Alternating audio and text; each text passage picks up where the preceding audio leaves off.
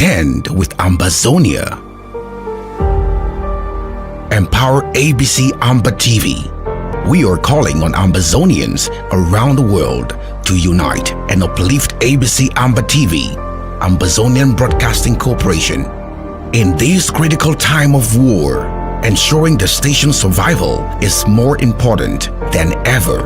But what does ABC Amba TV truly represent for Ambazonia? At the heart of Ambazonia's war of independence, ABC Amba TV stands as a beacon. Years of recolonization, annexation, and French Cameroon's oppressive occupation of the southern Cameroon's Ambazonia have led to our exclusion. Our identity was hidden, our history distorted, our sovereignty denied.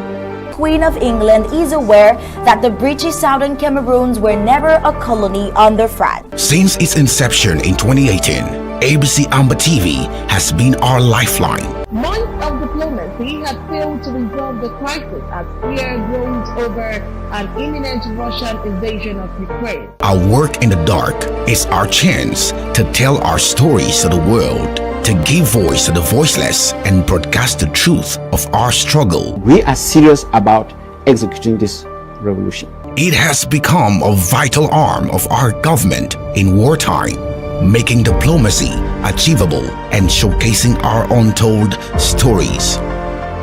ABC Amba, you guys know how important ABC is for this, our quest for international recognition. Your donations can make a world of difference. Every bit of support helps keep our stories alive, our presence known, and our fight in the global conversation. The moment they notice that we are no longer on air, they think that, oh, maybe La Republic has succeeded. This is about Ambazonia. One thing we must always remember. Where would we be without ABC Amba TV? Let's ensure we never have to find out. A revolution is a temporary state of insanity to bring about sanity. Mobilize, donate, stand with Ambazonia. Donate to ABC Amba TV. Together, let's write the next chapter of our history. It is better to light the candle than to curse the dark. Support ABC Amba TV campaign. Ambazonia Independence, voice for the voiceless. Mobilize for change.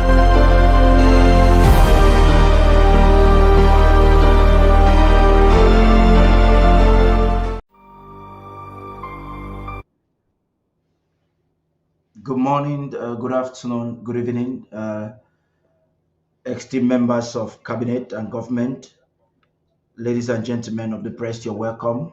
Dr. Mungwa will be starting this program shortly. I want to call on all the journalists that are connected via Zoom. Please, if you are not a co-host yet, you may want to indicate with a show of your hand so that you can be given the co-host rights. I will leave you with a brief documentary. Immediately after the documentary, we'll have the Secretary of State for Communications and ID introduce this program, followed by the President's Executive Assistant, and then we'll move directly to the question. And like we informed you yesterday, it will be good for you to have a good connection. I'm talking to the journalists most especially. Try to be on camera when you're asking a question to the President. You have the leverage to ask 2 questions and probably a follow-up if you're not satisfied with your responses. Stay tuned. The silent struggle of southern Cameroons, Ambazonia. A chronicle of escalating refugee crisis, human rights abuses, and global indifference. Dive into the heart-wrenching narrative of southern Cameroons, also known as Ambazonia, where a relentless refugee crisis and rampant human rights abuses unfold amidst a backdrop of international neglect. Explore the untold stories of resilience, despair, and the urgent need for global attention and intervention. I want to thank our head, Mr. Sako, for the kind gesture we give President Sako for we Amazonian land. Some of us we are disabled, and because of war, I lost my family, my wife, my children. I have only my grandchildren living with me.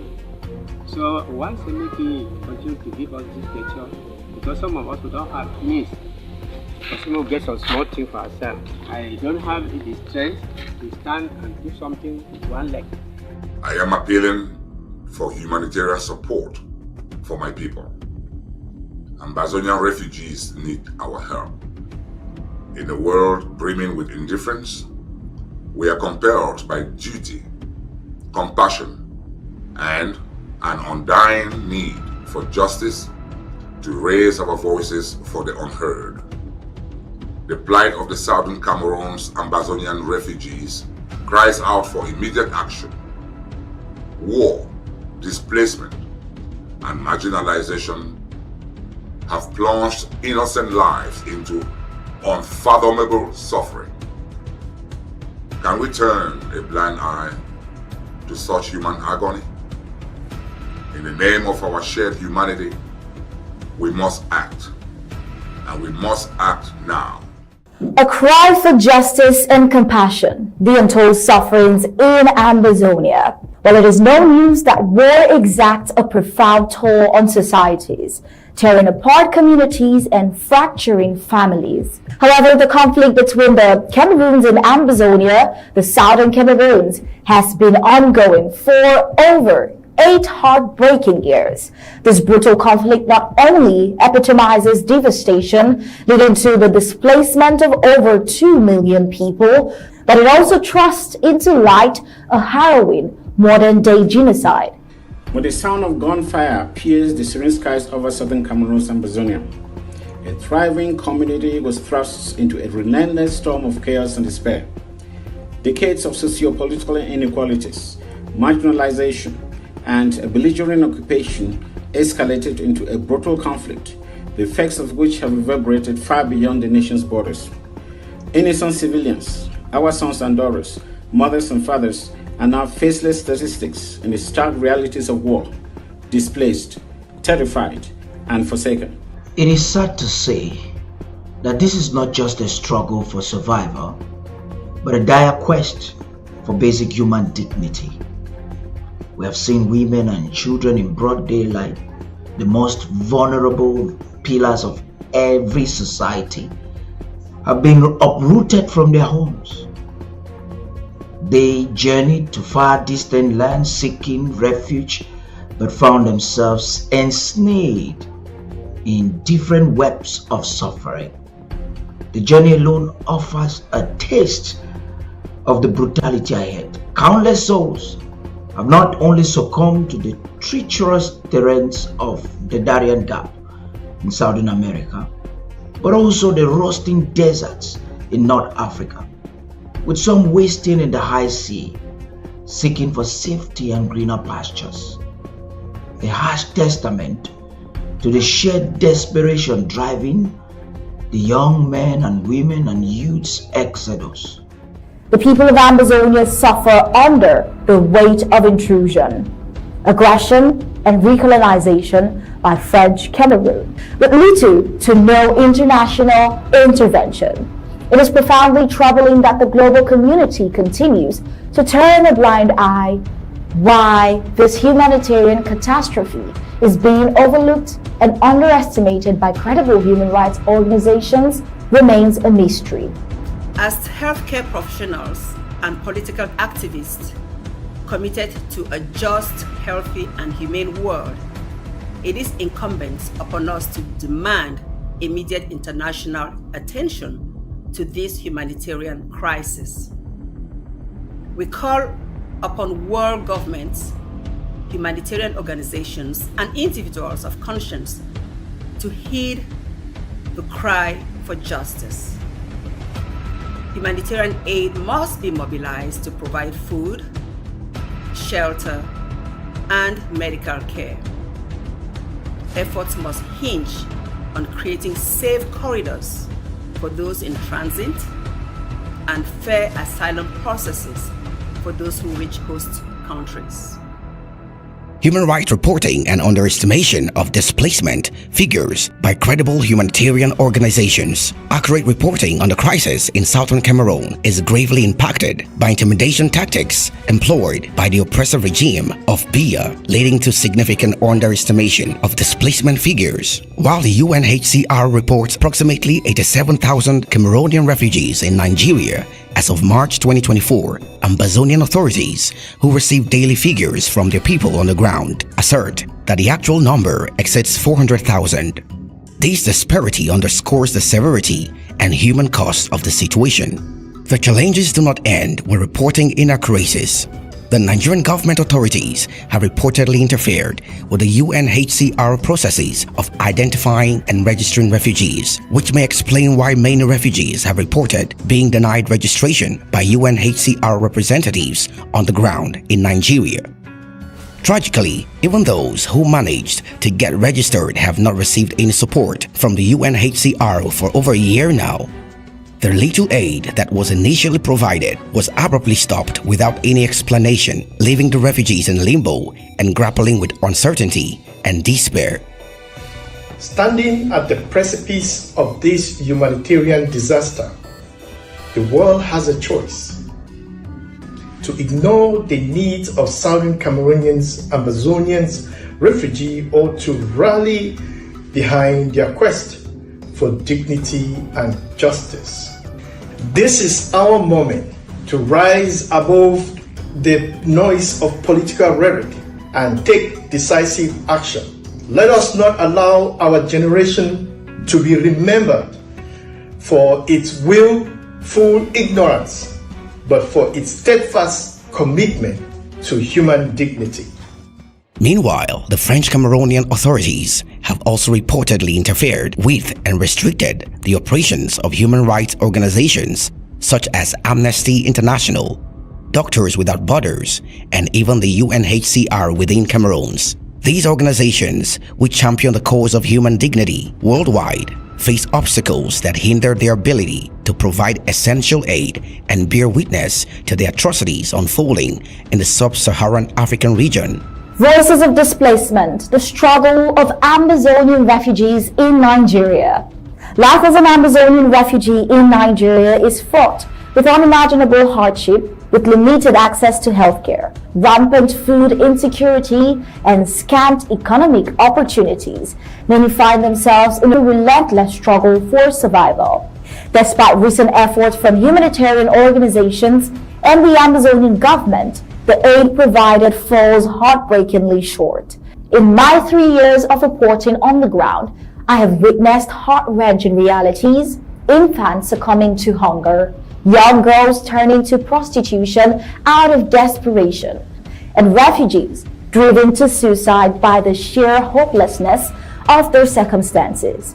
It is devastating to see that many would rather face the perilous journey through places like the Darien Gap than return home. These desperate people are not so much concerned about the identity crisis because they are actually faced with an existential threat and have completely lost trust in all governments and institutions or organizations that are expected to provide urgent humanitarian assistance, as we observe in other areas where there are crises in the world, for example, in Ukraine and in the Middle East. The question then becomes, are they less of a citizen of this world? Or is this a race issue? Or is this deliberate neglect? We're therefore calling on the United Nations, and especially the UNHCR, and all other humanitarian organizations, the displaced persons, and the refugees from the southern Cameroons deserve assistance like any other people who are victims of war. We therefore call on these organizations to be fair, to be just, and to treat the refugees of the southern Cameroons with respect and dignity, because they are also children of this universe. Over 80% of Ambazonian refugees lack adequate shelter. leaving them vulnerable to harsh weather and security threats. Alarmingly, the same number of school-aged children have no access to formal education, dimming their future prospects and continuing the vicious cycle of poverty. The gender-based violence is another grim reality, with limited protection mechanisms in place to shield these refugees from sexual assaults and domestic abuse.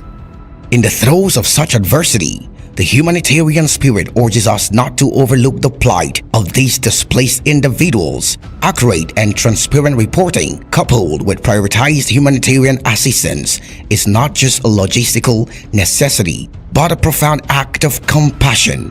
Every underreported statistic, every unassisted refugee represents a life in turmoil, a child robbed of their childhood, a family torn apart, a community devastated. The international community must respond with urgency and empathy. It is time for solidarity to transcend borders and for human compassion to drive actionable change. We must amplify the voices of the displaced, challenge the barriers to truth, and ensure that no soul is left behind in the shadows of this humanitarian crisis. Only then can we honor the intrinsic value of human life and uphold the principles of justice and equality that lie at the heart of human rights advocacy. The Norwegian Refugee Council has shed light on one of the world's most underreported humanitarian crises, the plight of the southern Cameroons, or what they call the Anglophone crisis. The anguish faced by the Ambazonian people is a heart-wrenching, and the silence surrounding their struggle is deafening. It is suggested that powerful interests, especially France's stake in the southern Cameroon's resources, could be fueling this tragic silence.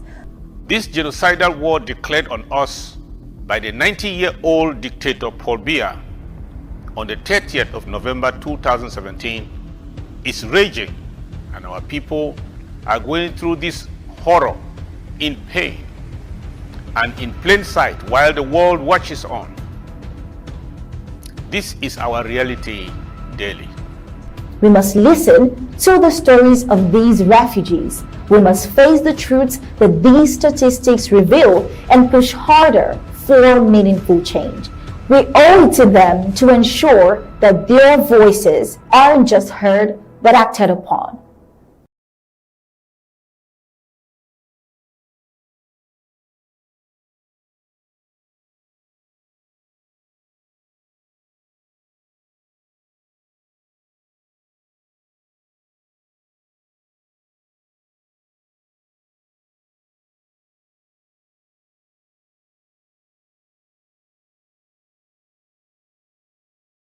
Introducing the Global Push Initiative. Empower, advocate, recognize. In a world where countless voices go unheard, the Global Push Initiative emerges as a beacon for the oppressed, a champion of justice, and a bridge to diplomatic recognition. This initiative is not just a movement, it's a mission energized by the spirit of change and driven to alter the course of history for the Ambazonian community and beyond. Inspired by the unjust plight of the Kansas City Three, Francis Cheney, Cloud Chi, and Lag Nestor Langmi, who remain detained without trial, we are mobilizing to ensure their voices and the voices of all Ambazonian prisoners of war are heard loud and clear on the global stage. Together, through strategic partnerships with multinationals, private and public organizations, governments, and institutions worldwide, we strive to empower, providing the tools and platforms for the Ambazonian community to tell their story to the world. Advocate, championing justice for the detained, the oppressed, and those who await their rightful freedom. Recognize, securing global acknowledgement and support from friendly nations. This is more than an initiative. It's a movement fueled by unity and hope, forging a path towards a future where every Ambazonian voice is heard, respected, and recognized. Join the global push today. Stand with us as we pave the way for justice, empowerment, and international recognition. Let's unite for a cause that transcends borders and makes a lasting impact on the world. Global Push. Empower, advocate, recognize. Justice for Kansas City 3. Ambazonian liberation. Global unity for change now. Stand with Ambazonia. Empower ABC Amba TV. We are calling on Ambazonians around the world to unite and uplift ABC Amba TV, Ambazonian Broadcasting Corporation. In this critical time of war, ensuring the station's survival is more important than ever. But what does ABC Amba TV truly represent for Ambazonia? At the heart of Ambazonia's war of independence, ABC Amba TV stands as a beacon. Years of recolonization, annexation, and French Cameroons' oppressive occupation of the southern Cameroons' Ambazonia have led to our exclusion. Our identity was hidden, our history distorted, our sovereignty denied. Queen of England is aware that the British Southern Cameroons were never a colony under France. Since its inception in 2018, ABC Amba TV has been our lifeline. Months of diplomacy have failed to resolve the crisis as fear grows over an imminent Russian invasion of Ukraine. Our work in the dark is our chance to tell our stories to the world, to give voice to the voiceless, and broadcast the truth of our struggle. We are serious about executing this revolution. It has become a vital arm of our government in wartime, making diplomacy achievable and showcasing our untold stories. ABC Amba, you guys know how important ABC is for this, our quest for international recognition. Your donations can make a world of difference. Every bit of support helps keep our stories alive, our presence known, and our fight in the global conversation. The moment they notice that we are no longer on air, they think that, oh, maybe La Republique has succeeded. This is about Ambazonia. One thing we must always remember. Where would we be without ABC Amba TV? Let's ensure we never have to find out. A revolution is a temporary state of insanity to bring about sanity. Mobilize, donate, stand with Ambazonia, donate to ABC Amba TV. Together, let's write the next chapter of our history. It is better to light the candle than to curse the dark. Support ABC Amba TV campaign. Ambazonia Independence, voice for the voiceless. Mobilize for change.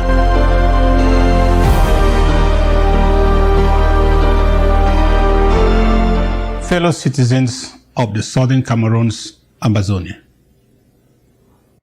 Dear people of the southern Cameroons, Ambazonia, as you reflect on the 7th anniversary of our declaration of the restoration of our independence, I want to start by acknowledging your courage and resilience. It is heartening to see that despite the many trials and tribulations we have faced, our resolve remains unbroken, and our resolve for self-determination unshaken, knowing that our suffering today cannot be compared to the glory of freedom ahead. The regime's response to our peaceful quest for justice and equality has been a series of unprovoked massacres of our innocent people, youth especially. They have shown contempt for our aspirations. They dismissed our legitimate grievances and resorted to labeling our struggle as terrorism. This narrative is a far cry from the harsh realities on the ground, where we are the ones subjected to violence and assaults, enforced disappearances, rapes, incarcerations, and murders. Their strategy of trying to label our struggle as secession or terrorism was a desperate attempt to obscure their crimes against humanity committed in our homeland. This regime has spent millions on media buying and lobbying efforts to whitewash their terrible image and cover up their crimes committed on our innocent people. Their refusal to engage in genuine dialogue is a testament of their disregard for our democratic culture and their commitment to brute force only. Their attempts to subdue us through violence and deception have only strengthened our resolve. They have sought to sow discord amongst us, discredit our leadership, and create confusion to justify their refusal to negotiate. However, history shows that we have always presented ourselves as a unified delegation committed to a fair and equitable arrangement. La République du Cameroon did not conquer us in a war. The truth remains, we did not force ourselves upon them either. They promised to respect our sovereignty, our sovereign choice to stay or opt out. Ahidjo famously said this in 1961 at the United Ladies and gentlemen of the press, we apologize for the slight delay. I think we will be starting right now. Dr. Mungwa, please.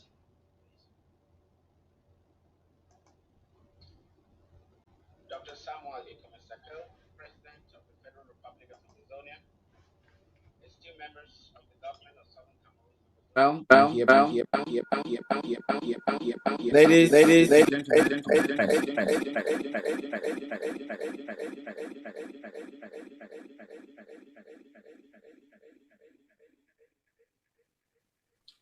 the media has always held a unique and complex relationship with war and conflict. These events are of profound news value and immense public interest due to their security implications. Conflict can be the media's lifeblood, presenting both high stakes and high risks.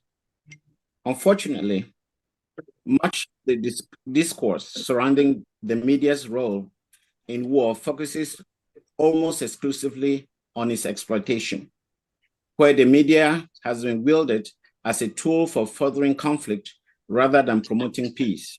So, historical events from the World Wars to the Vietnam War and more recent civil conflicts illustrate the media's potent influence on public perception and wartime sentiment. Ultimately, the media's role in conflict settings can diverge into two starkly different approaches.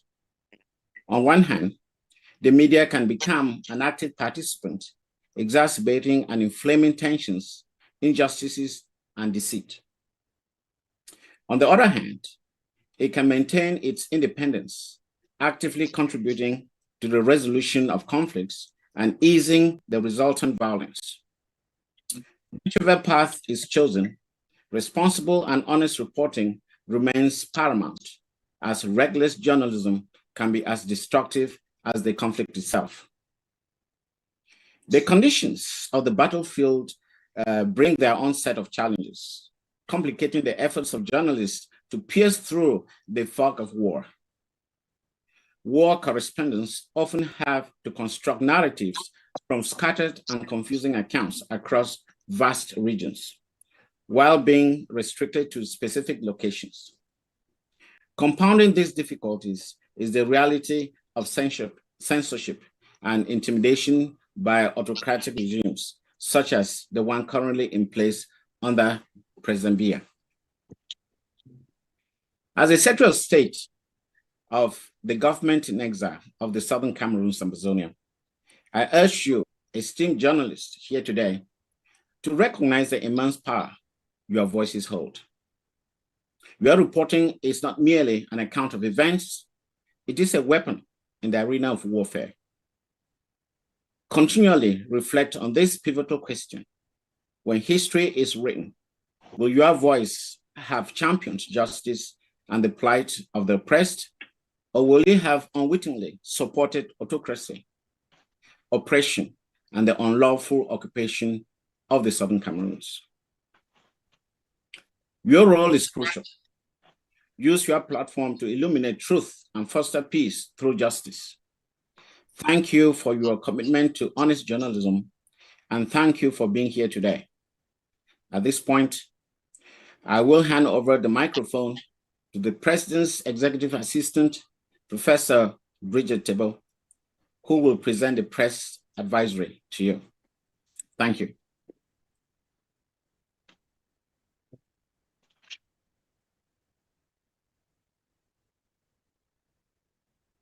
Thank you so much, SOS Mungwa. Ladies and gentlemen of the press, it is always a delight having you with us for a conversation during these crucial times in our history. And on behalf of the peoples of Southern Cameroons, Ambazonia, and its leadership, under the mandate of His Excellency, Dr. Samuel Ekomesako, I thank you very much for your presence and time.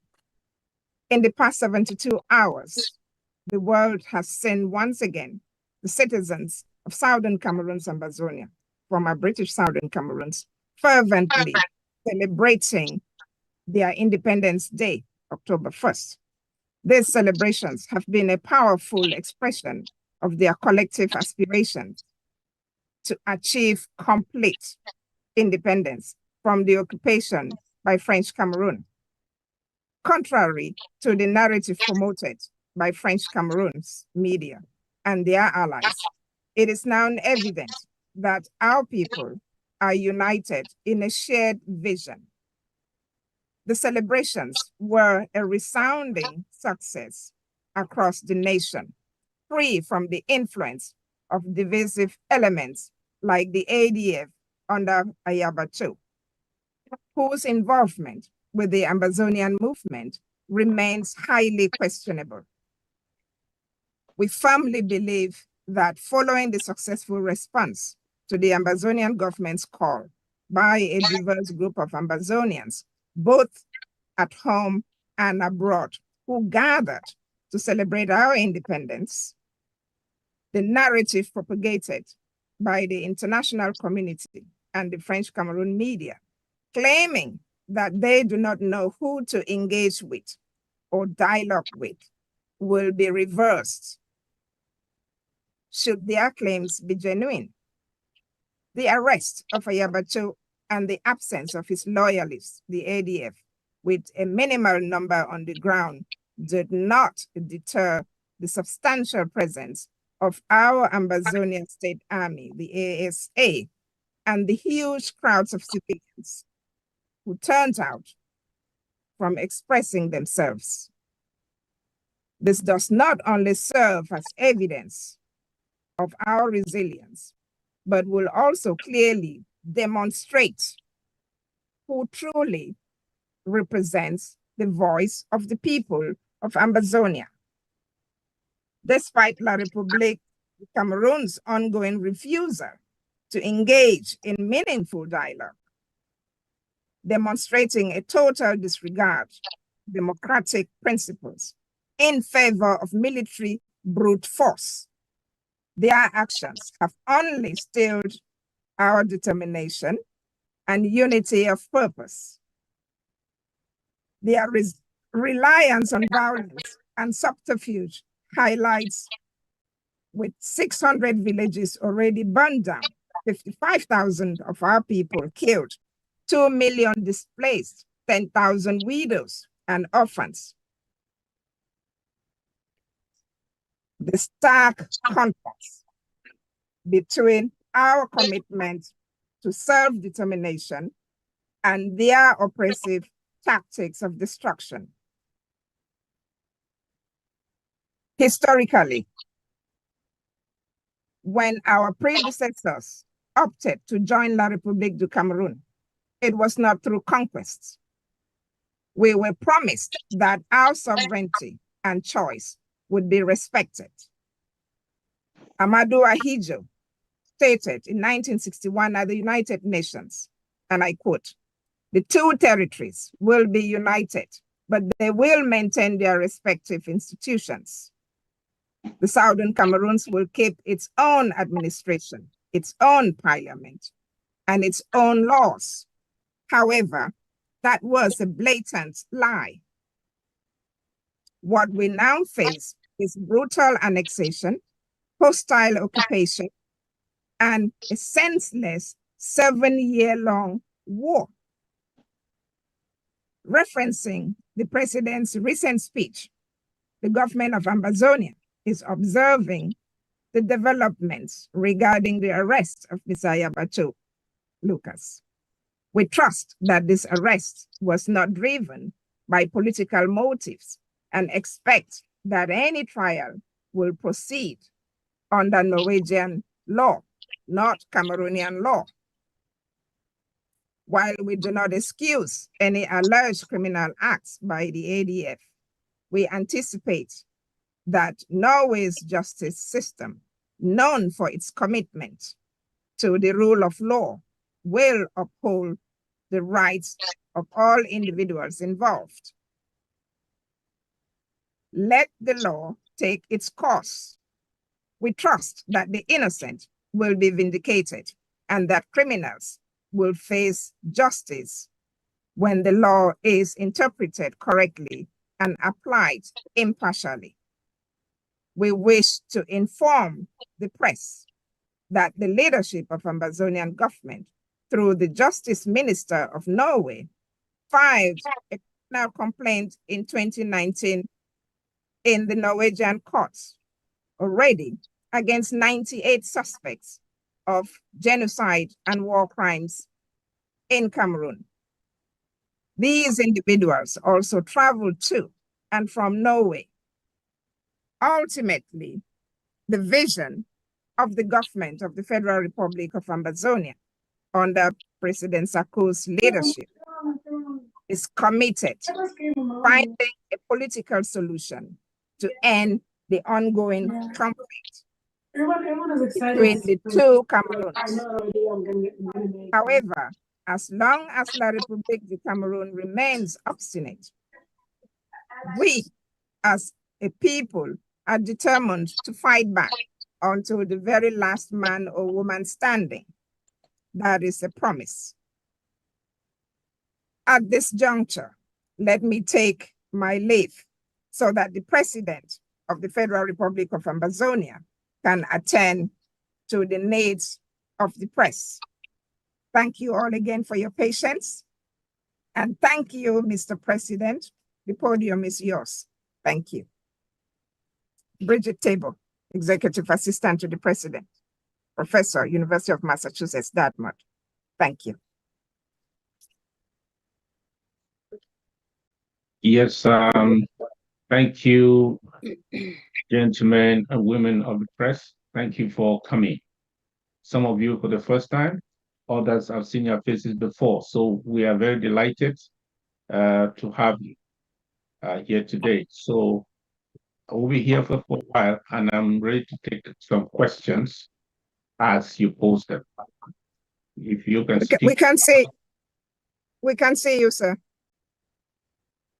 No? Okay, somebody should just spotlight me because you are spotlighted. Okay, let me see.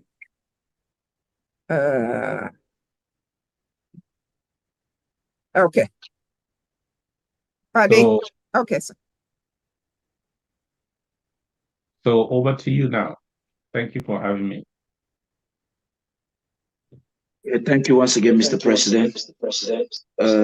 Ladies and gentlemen of the press, you will ask your questions by a show of the hand. And if someone already asked a question you prepared for, you can just do a follow-up since we have very limited time. I don't know, Michel Bientong and those who have been here earlier. Tu veux commencer, Michel? You can unmute. Yeah, you are a co-host, so you can begin, please. Unmute. Okay. Yeah. Okay, good.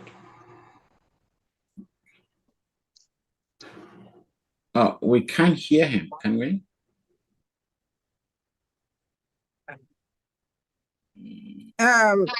Yemtong, we can't hear you for some reason. Check your mic.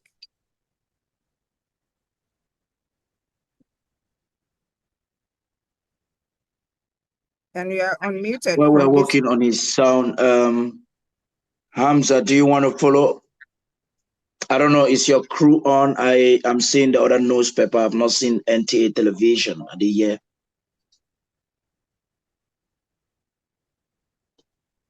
Yeah, I think they have some challenges due to work schedule or something. But the Nation newspaper is on. I will.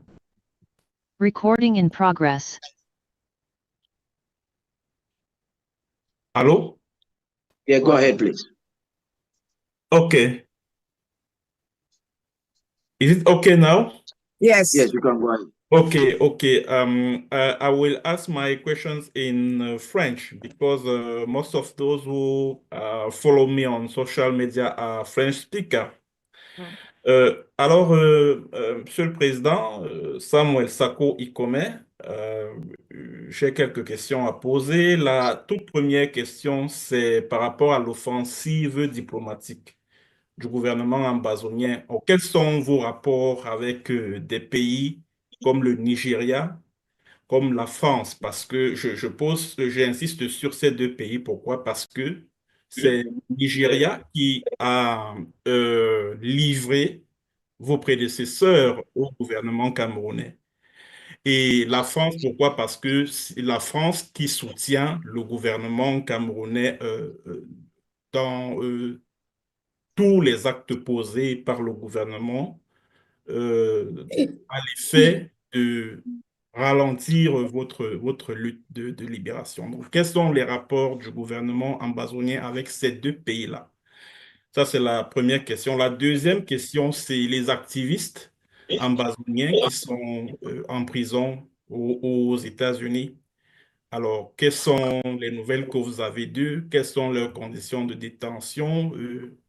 La procédure judiciaire, comment est-ce que vous la jugez? Est-ce qu'elle est conforme aux normes internationales?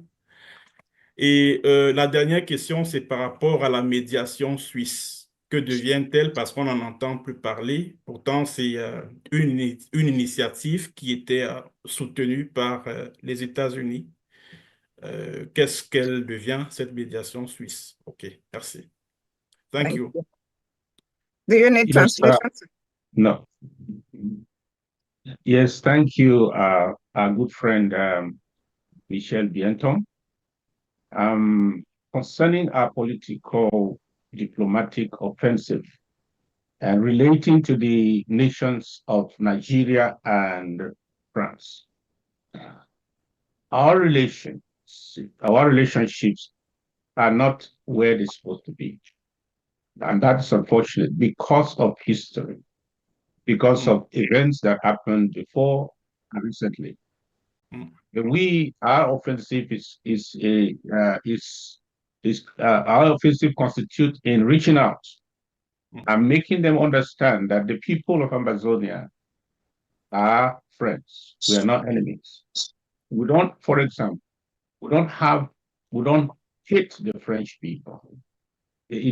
Our problem is a system that is put in place that is sponsored literally by the French for these many years to subjugate us, to annex us, and to deprive us of our sovereignty. So we have reached out to the French and several times, I think about twice, and making them understand that we don't have a problem with the French people. At this point, we would like them to be part of the solution, not the problem, because our resolve is not reversible. We cannot reverse it. This error, this evil must be corrected. But if they will be on the good side of history, if they will stand on the side of justice and be on the side of the Amazonian people. For the people of Nigeria, many administrations have come and gone since this war was declared on us, especially from 2017. So we know what happened, that they took away our leaders, and they're still incarcerated today, given so-called life imprisonment. And then we used the justice system in Nigeria and obtained victory. They won the case, and in a normal society where law is the rule, the Nigerian government should have contacted the Cameroon government to seek the implementation of that law, that judgment, by freeing the detainees or prisoners, as they call them, and flying them back to their place of residence.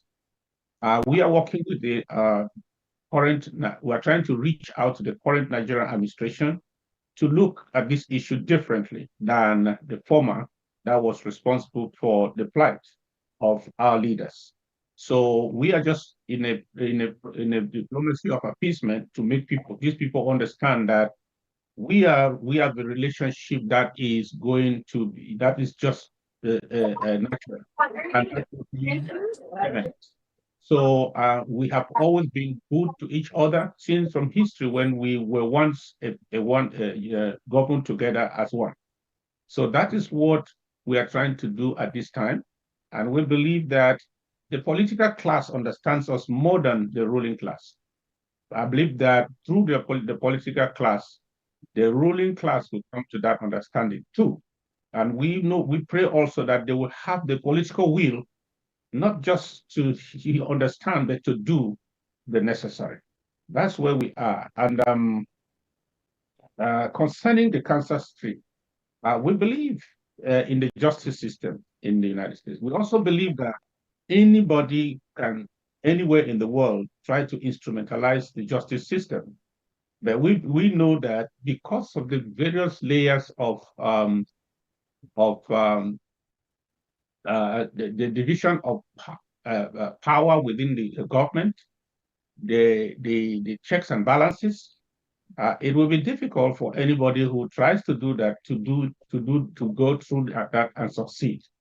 So we are very worried of the fact that for a long time, it's almost 2 years, our comrades have not been tried, as in the right sense of the word. But we know that justice will take its course, and we are at this time doing our best to work with within the judicial system to ensure that there are no delays that should deny justice, because justice delayed is justice denied. That's the only aspect we are very worried about. But as for the justice of the matter, we know that the law will be rightly interpreted. This will not be a political decision by the courts. The courts don't make political decisions. Courts, they interpret the law, and we know that justice will be done. So we are still in the courts, and we are strategizing with our legal teams and checking all the boxes to make sure that before this year runs out, we get a definitive answer from the court. So that is where it is. For the Swiss mediation, you know that we were there in 2019 to endorse the Swiss process. And we were told by the Swiss government that the Cameroon government also endorsed it. So by that condition, they became mediators. And we were not the ones who withdrew ourselves from that process. It was the Cameroon government that unilaterally withdrew from the process 2.5 years after. So that question will go to them. Why should they withdraw from a negotiation process that should lead to peace? These people are not friends of peace. They are enemies of peace, and they only believe in brute force. That's the only thing. They have no arguments on their side. They are not interested in peace. They are not gentlemen in the international community of nations. They are barbaric. They are cruel. They just want to keep us to the use of force and don't want to get to the table. So they withdrew in 2022. We are, in other words, we did not withdraw our commitment to the process. So we are still, in other words, we are still with the Swiss. When La Republique decides to come back to Swiss, we will certainly receive a phone call. We'll be there. When they decided to play their maneuvers to go to Canada and say they are starting some exploratory something nonsense, we told them that was counterfeit, because they needed to explain to us the difference between what they ran away from in Switzerland and what they hope to achieve in Canada. So that is how that ended. So over to you.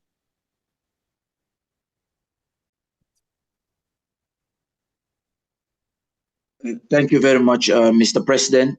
I want to remind all the journalists that the press advisory that guides you through this interview with the president has been dropped in your press corps platform, and the speech the president delivered during the independence is also there. For those at the home front, Andrew Sokika, please, I realize you're disconnecting and connecting. Makati, do you want to go now? For the purpose of connectivity, I would like you people to take your questions now. You ready?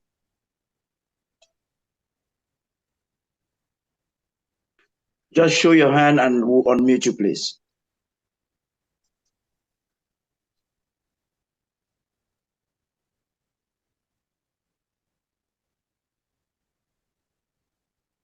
Let's see. With just a show of your hand, we'll have you unmuted. Okay, Hamza, do you want to take the floor? Yes, please. Yes, please go ahead. Yeah, haven't painted the picture of what the people are going through in the southern Cameroon. I want to know if who is the president talking to? I mean, which country is working with you toward achieving your dreams of being, of getting the independence you have yearned for your people from the Northern Cameroon government? That is one. Number two, the UN General Assembly is still ongoing, apart from the ceremonial opening. Have you made the effort to at least let your voice known at the UN General Assembly? And I know that struggles like this usually require other forces, maybe some nations, powerful nations, that will assist you in realizing this. Which countries are working with you to ensure you have gotten what you wanted from the Cameroon? Thank you. The President. Yes, Mr. Hamza, the simple answer I can give you is that as a people who are facing oppression and annihilation entirely, we are crying desperately to everyone who is willing to listen. So we cannot tell you here that this is the one we are spoken to, this is the one we are speaking to.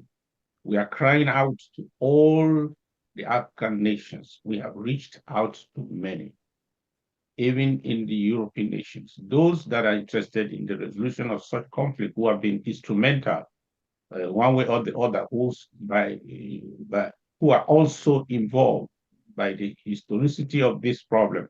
Most of them have been contacted by us. So I'm not going to single out any nation here. But what is of interest will be who is responding to us, who is responding positively and showing interest. For that, I will not prevail. That is not good for the press, because sometimes the people who are helping us are not the enemies of the other side. And they may not be willing to make enemies of the other side because they are interested in the truth of our justice of our problem.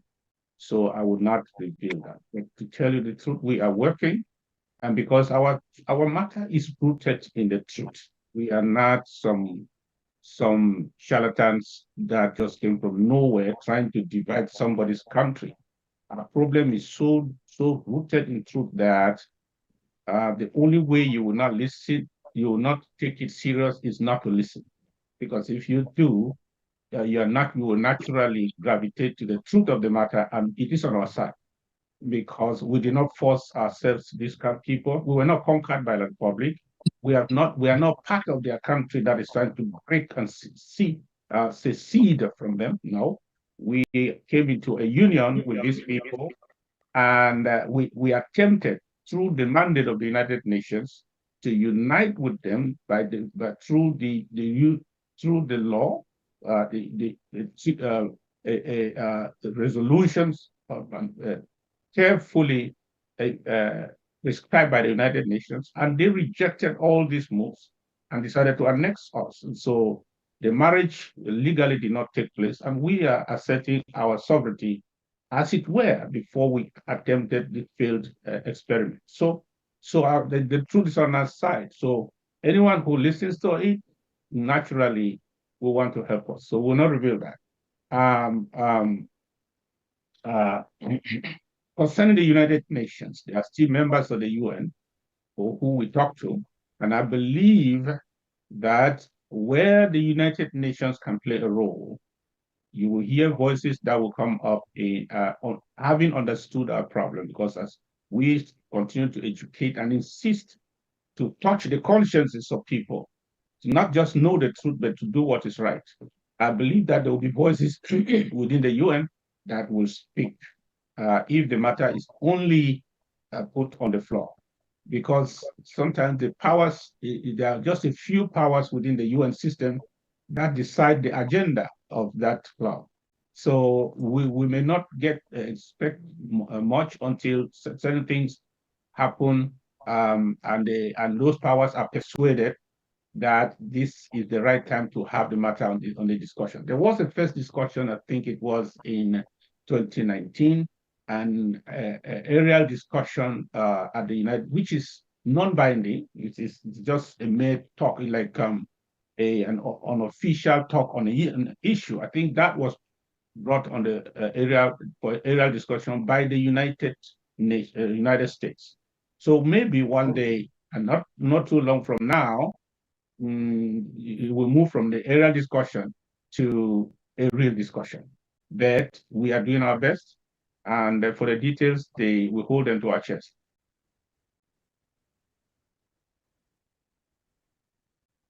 Thank you, Mr. President. Andrew, please, I saw your hand up. Do you want to take the mic? Yeah, Mr. President, I would like to, let me just go ahead with my two questions. I am on the ground. I've been reporting the crisis since the beginning, and like somebody who is living through the crisis and who has been reporting it, you see that people are becoming tired. The incidents from now and then, the minute deaths, I think almost every family has been touched. And when you talk to the people on the ground, they are almost very tired and exhausted by the whole crisis that's been going on since late 2016. I want to ask you, what is your strategy so that to make this thing probably end sooner than later, given that people are very tired? What are you doing? What are you doing to ensure that your voice is heard and that this goes to a logical end?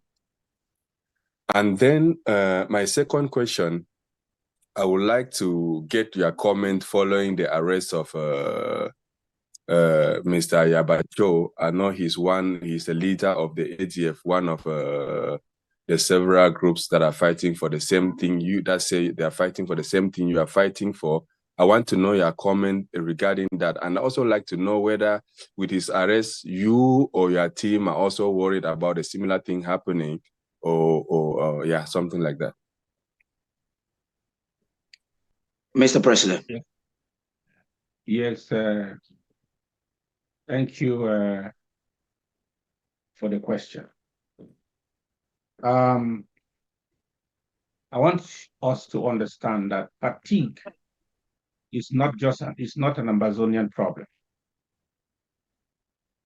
Fatigue is the problem of everyone that is involved in a fight when it has protracted for long. So that is also a natural phenomenon. But fatigue does not mean the same as surrender. If you see any man who is tired or showing signs of tiredness, ask the person, should we give up?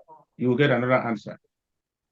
So, well, let us not mistake fatigue. That is a natural emotion, a natural phenomenon to be misinterpreted. And that is what some people on the other side propagandists have tried to say, and I remind them, just as I'm doing now, that fatigue is not the desire to surrender. It's just a natural thing that happens when you have fought and fought and fought for long. You get tired. Are you going to surrender? No, we are not surrendering. And in our case, the signs of fatigue are because of certain actions that have been promoted on the ground by Atanganji, Emil Bankwi, and their criminal gangs who have found associates within or even trained and sponsored militias to increase the pain on our people. And we have reports that the ADF has participated a lot as a partner in those activities, increasing the pain on our people. And when these kind of things happen, when people are killed, when people are shot in the marketplace without any justice, when people's necks are hurt and their heads are stuck on a pole by the roadside, and you have people who go out there and claim responsibility that they did so. And when there are such gruesome murders of children and women naked on the street and killed, and our own, and some people of Ambazonia origin go out there and claim responsibility for that and say that is the fight they have chosen to fight.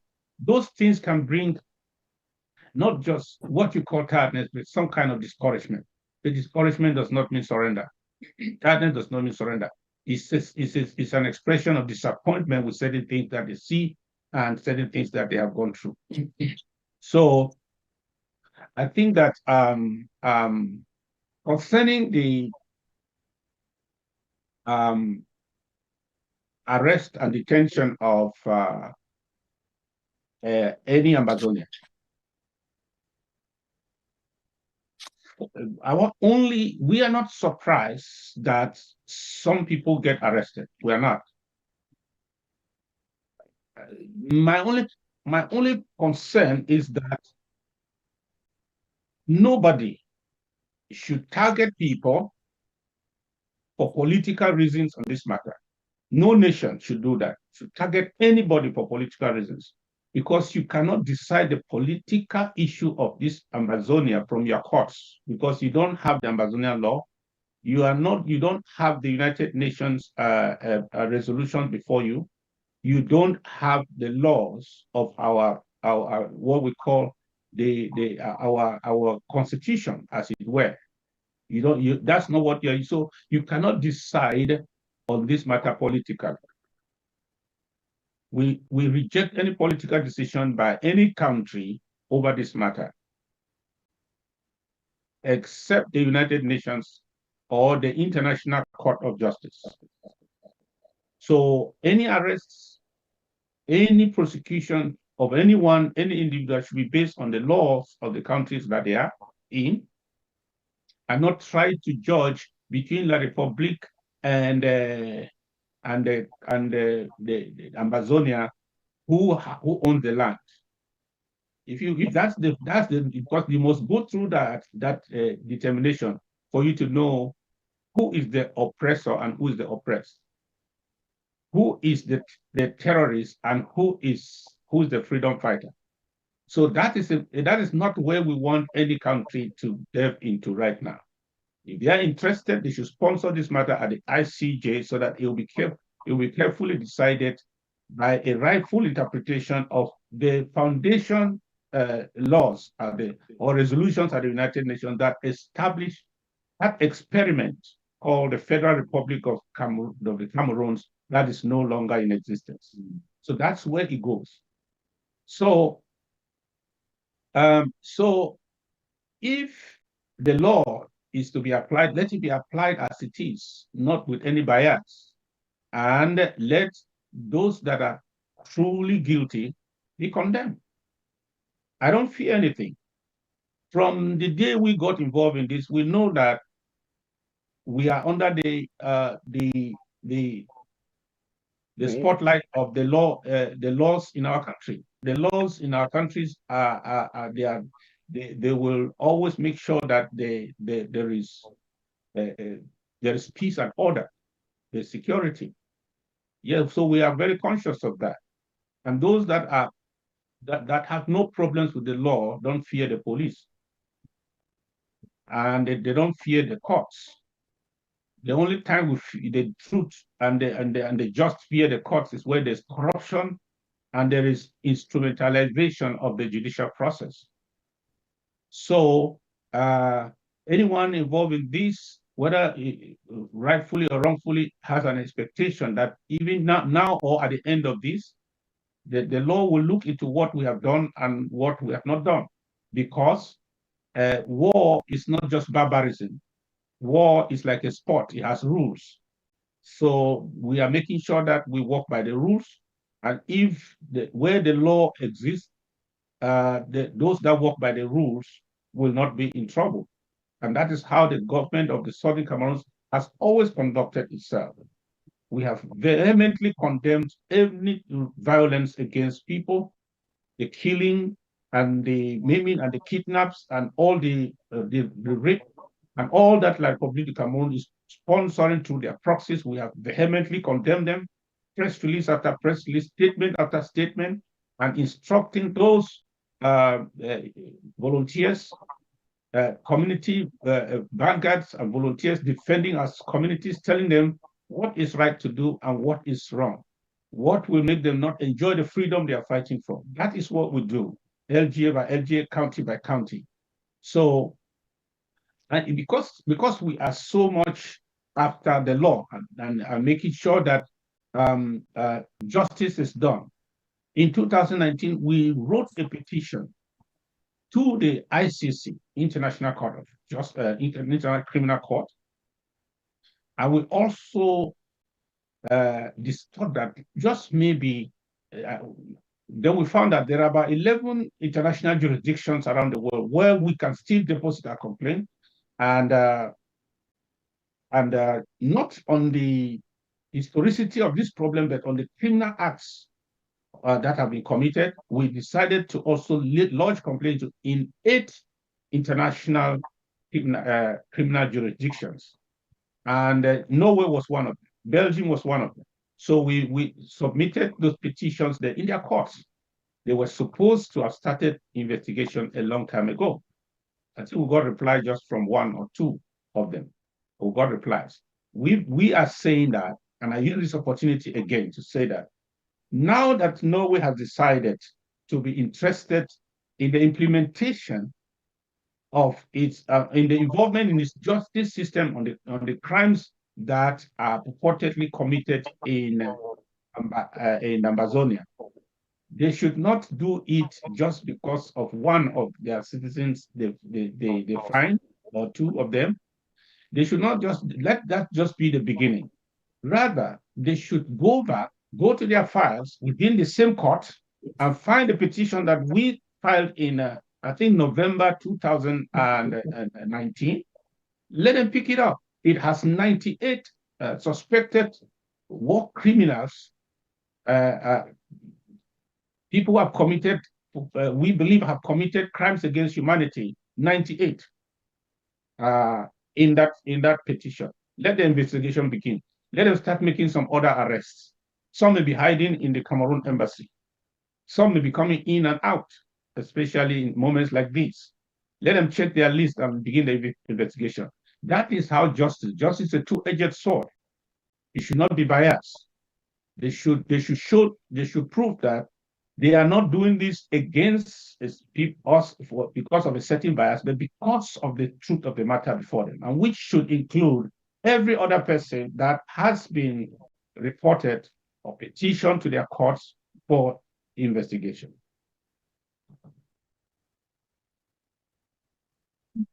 Thank you, Mr. President. Siona, I think you'll be the second but last. After you, we're going to take Vincent.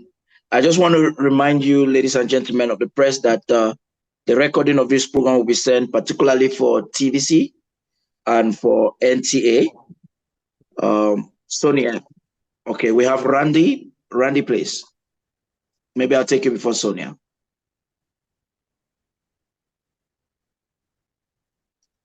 On mute, please.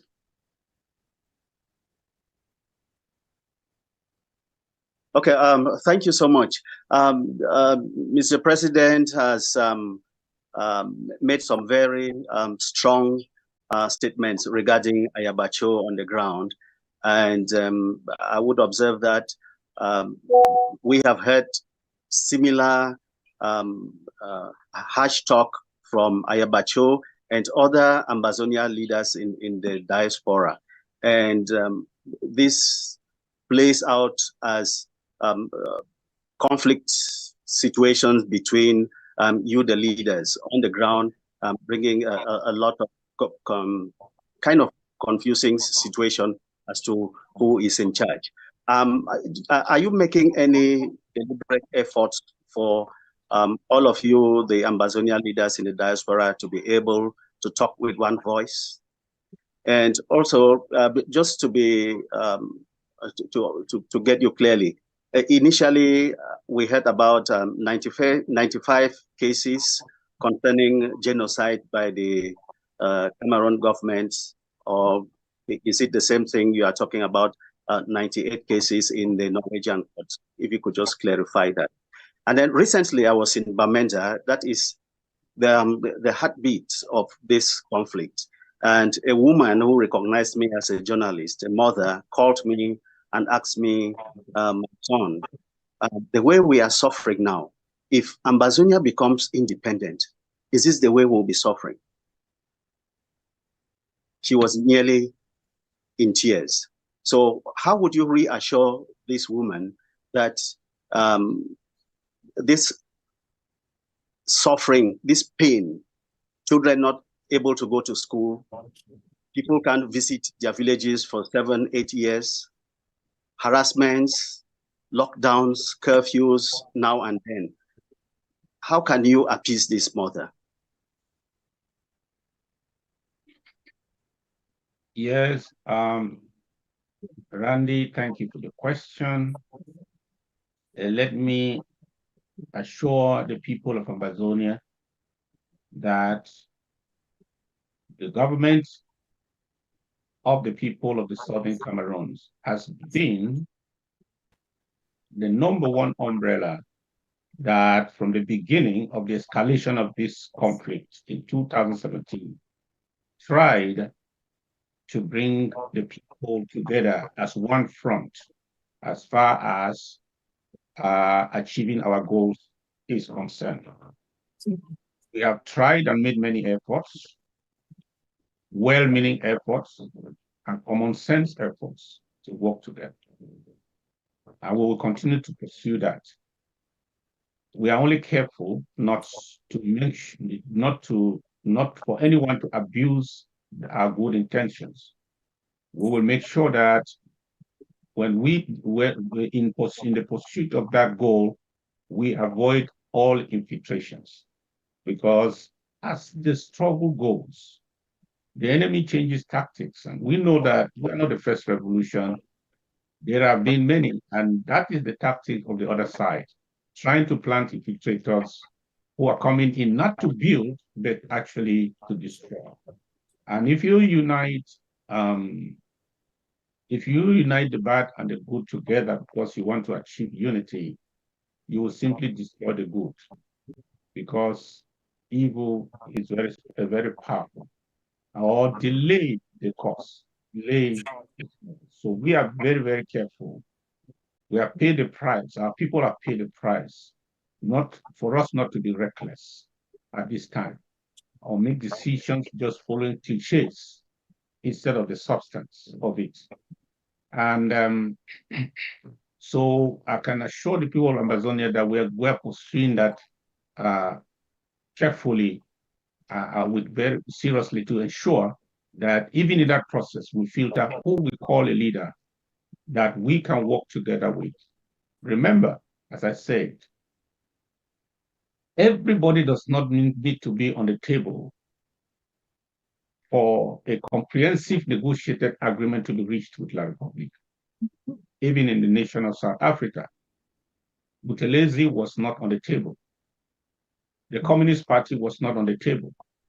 But the nation negotiated with the ANC as the principal and some others. But after the negotiated agreement, the mediators took this agreement to the other parties for endorsement.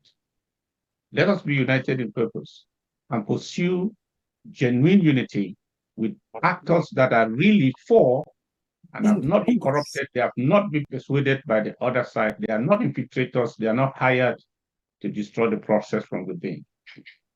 When we hear of the 98, I don't know which one, you said 95, 98, we deposited a complaint with 8 international jurisdictions, including Norway and the ICC. And it was an ongoing, when you deposit a complaint, you update it all the time. I said 98, but I'm not sure now they are more than 98, because we are updating them every now and then as we find more criminal actors involved that we strongly believe are committing war crimes or crimes against humanity. We make sure we update them. As La Republic of Cameroon keep changing their deals and the SDOs and all those supervisors of war crimes, as we believe, we make sure we are updating those records in their courts regularly. So I'm pretty sure my 98 was just the minimum. So for those who are worried that is this how they will suffer when we become independent? No. Let me remind us, because that is the tactic of the propagandists of the other side. We are only fighting now. That's the only role we have, is to fight. We don't have the territorial control to ensure peace and order within our territory. That is in the hands of La Republic, the other actor, La Republic of Cameroon. They are the ones to ensure that there is law and order. Our duty at this point is to resist the evil that has befallen us, our people, our property, the burning of our villages, the killing of our people, the rampant kales and arrest and incarceration of our people, enforced disappearances. These are the evils we are here to resist. And that is what is expected of us at this time. But where there is a breakdown of law and order, where there are certain free actors that go and take advantage on either side of that chaos to afflict the people, inflict them with pain and suffering, when you attribute that to the person who is resisting from his home the evil, it is not right. The truth is, even in this chaos, the people who should guarantee law and order to make sure that the other actors, the free actors, those who are just there to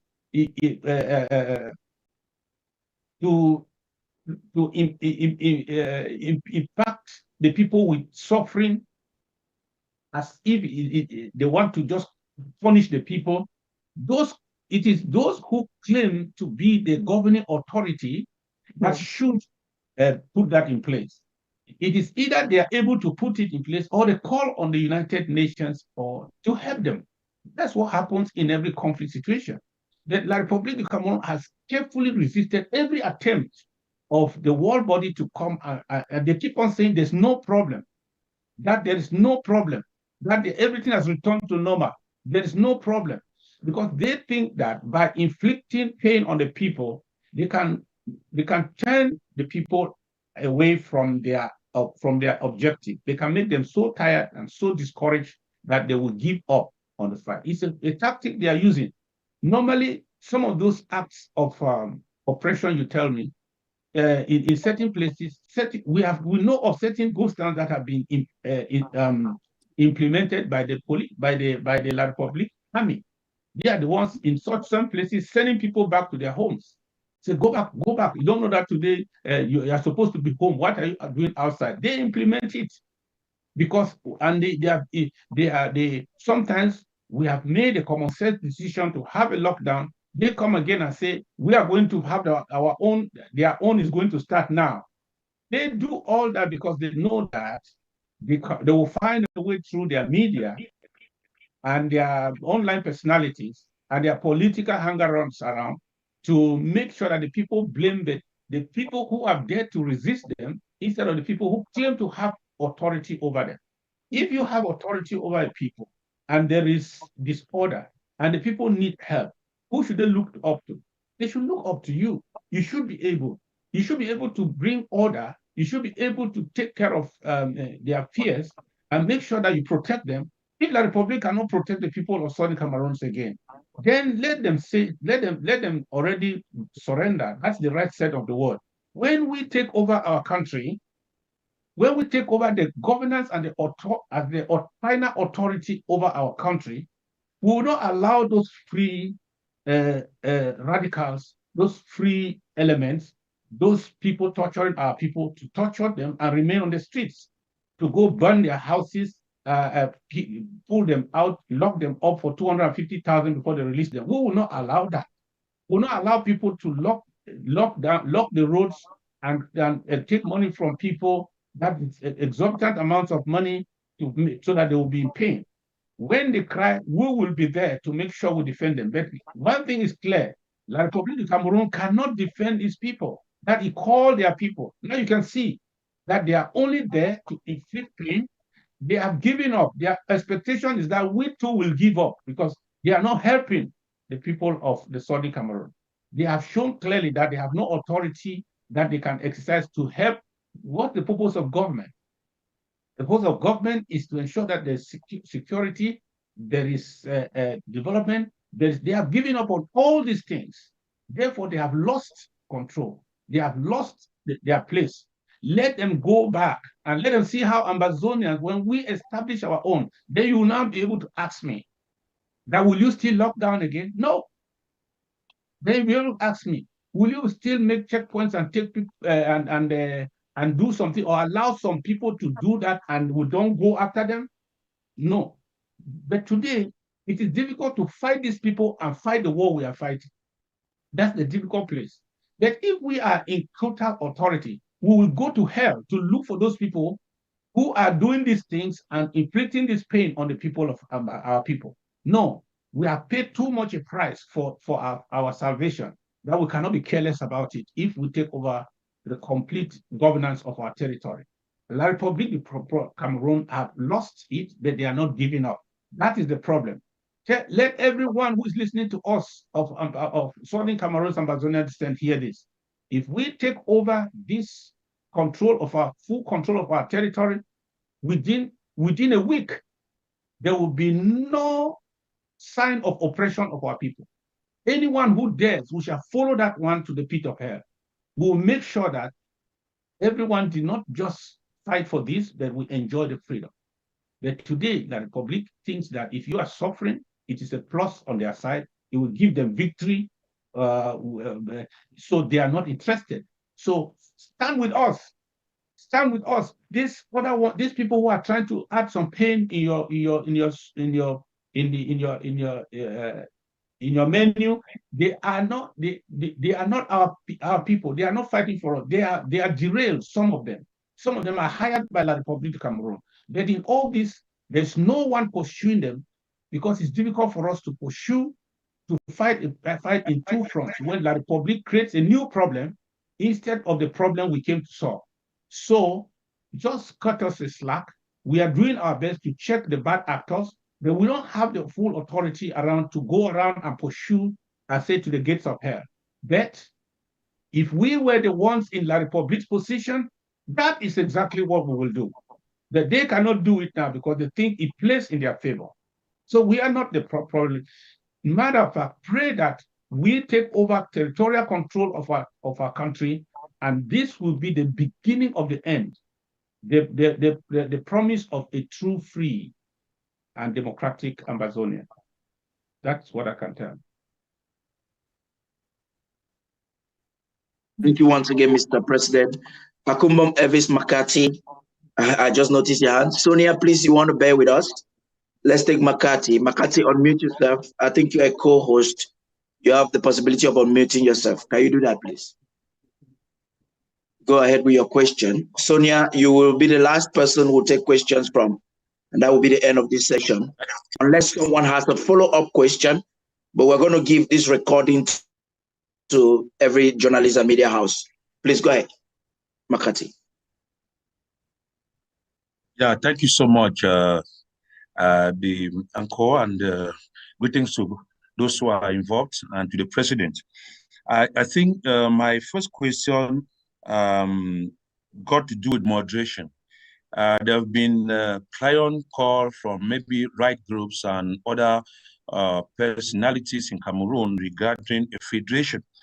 And the thing that the moderate stand of many people is that if the government of Cameroon takes us back to the pre-1972 form of state, that was the federation. So my question that is, will the IG moderate its stand if tomorrow there is a possibility or there's a call from the Fed or from the Cameroon government that we revisit the pre-1972 form of state? That's the first question.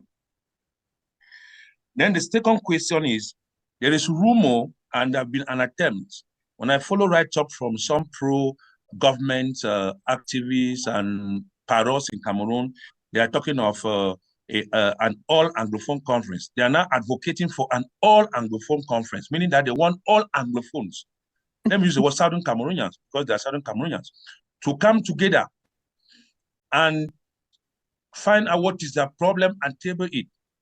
Would the IG be comfortable if today there is another meeting of all Southern Cameroonians, or let me say Anglophones, that meet, then come out with a unanimous decision or something? Would the IG accept this? Or what would be the reaction of the interim government to this? Maybe I want to get your reactions on those two questions. Thank you, sir. Yes, Mr. Combo, thank you for the question.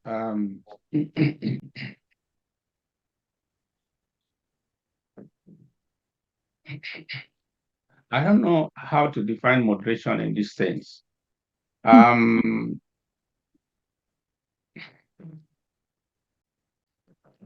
Let me just underline this way. The only solution to this problem will be, first of all, negotiation. It will come through negotiation. We will defend ourselves till negotiation comes. But that negotiation, we should trust that if we can sit, we will have a solution from the table. Nobody should go out there and say, Sako and the government, they are the problem, they have this stand, they are this stand, they are extremists, they have tried to call us all kinds of names. I want every diplomat to hear. The only negotiation that will make sense, and the only common sense resolution that will make sense, is one that is based on the principle of equality. We have to meet La Republic as equals before a solution can proceed. Because in 1961, we were equals. Of course, that's what the UN resolution said. A federation of two states of equal status. So let them explain to us what equality meant, differently from what I know. And then what has happened to that equality? That La Republic can suddenly give us something. Or we take it or we don't take it. So moderate, come and take this. You are not moderate, well, I can give you this. I cannot give you this. Where has the equality gone to? So whether it is, people say federation of two states of equal status, whether it is, and I'm being, this is moderation now. I'm the most moderate I can speak. Whether it is whatever, some people are here, they floating around confederation, they float, those are ideas that come on any table when people are seated. But what kind of table will it be? La République du Cameroon Parliament passing a resolution and telling us that this is the way to go. No. We don't have legitimate representatives of the people of Southern Cameroon in that foreign parliament since the restoration of the restoration of our independence in 2017. We don't. No elections are taking place. We don't have. They cannot impose on us. And indeed, that's the parliament of the Republic of Cameroon that was there before we joined it. So they cannot impose on us. So any solution, if you say this is a moderate solution, this is a good solution, this is a middle ground solution, let that solution be the result of a table dialogue, which or negotiation that puts the two of us on the same pedestal. Then we talk. If the result from that table is this or that, Sako will not say no. Yes, the people, just as it were in Pumba, the government of the Southern Cameroons, led by the president, the prime minister, John Bufoncha, and the rest of the people, including my great-grandfather, the Endelis, they met as an equal delegation, although nothing proceeded from there. If we will meet again to discuss on what is moderate, what is good, what is bad, we have to go back to the place of equality. And I can say here before all this Southern Cameroons and Ambazonia that whatever will proceed from such a table, I will only be a vote on that table. I will only be a voice on that table. I cannot determine the outcome. And all this desire to decide the outcome before the table is the problem. Some people really want to determine the outcome before they set up the table. That's La République. Because they don't know how to talk. They don't know dialogue. It's not in their DNA. If they call you for dialogue, they call you for a dialogue before the dialogue. The purpose of the first dialogue is to corrupt you. Then the second one is for the photo ops, for people to see that people they are talking democracy at work here. Democracy lies. So, and I will not have that kind of talks with them. I will never, as far as this breath going through my nostrils, have such a discussion with them. We will only go back to the table as it were. And if the table is not set in that order, that we are coming to meet as equals, we will not participate. That is why sometimes you saw us withdraw here, condemn this one and condemn. They say, oh, that's why we're not in Canada, to tell you the truth. In Canada, it was engineered by the Prime Minister Ngute. And why did they reject Swiss? Swiss is because that is what, in my own judgment, was close to the element of equality needed for such a dialogue. As two people, two nations, two delegations, they ran away from it. If that will happen, ask me if I will join. Ask me if I will be part of the problem, part of the solution. Those who are trying to hold all Southern Cameroons, all Anglophones, conference to know what we stand for. For me, all Anglophones are not fighting for the restoration of our independence. They are not responsible for everything that is happening to us, the war that is going on. They are not. So if they decide to call for all Anglophone, I consider them, if they are not actors in the current setting, then I consider them civil society. Because when you talk of that all Anglophone, who do you mean? All the CPDM people, all the remnants of SDF, all the churches and the people we see today, including the satanic bishops that I see around, all of them will join together and say, it is the all Anglophone. They are not they are not actors in this setting. So when you want to resolve a problem, the actors must sit.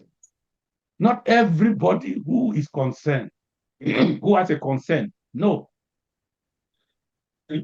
Because any so-called, if any civil society can meet at any time and discuss and recommend to the actors.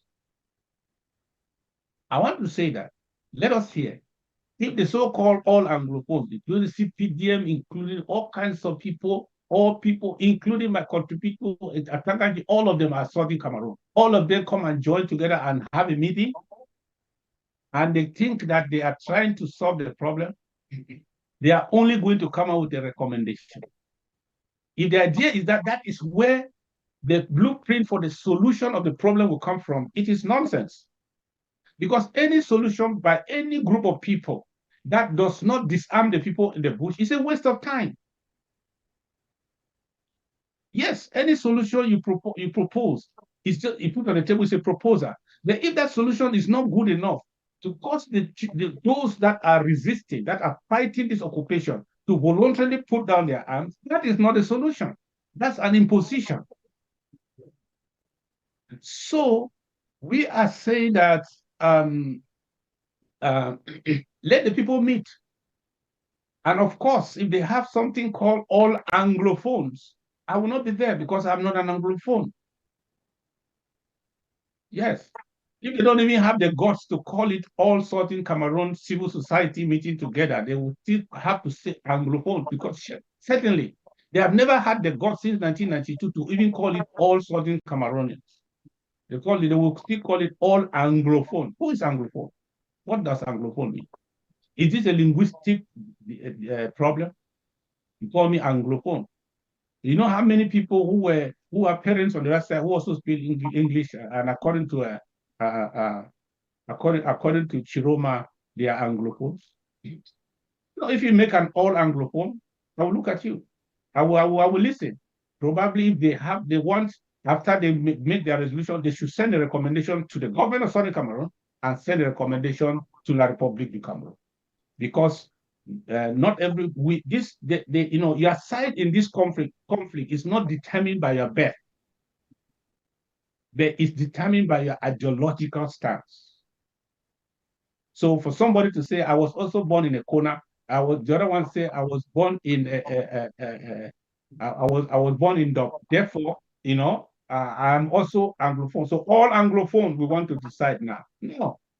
That will be a mixed multitude of infiltrators and naysayers gathered together because they speak English, and they come and sit there and say they are deciding for a conflict. How do you decide for a conflict where you are not a party?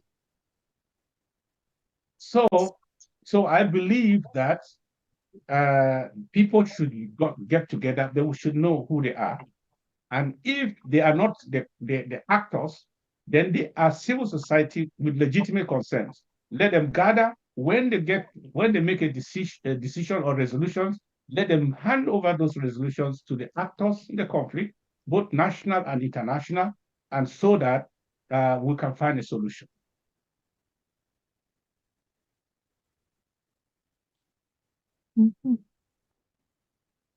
Thank you once again, Mr. President.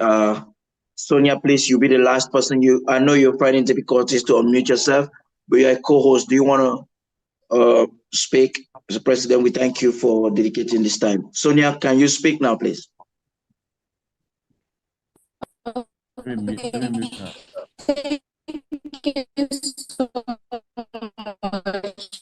We can't hear. Your connection has an issue.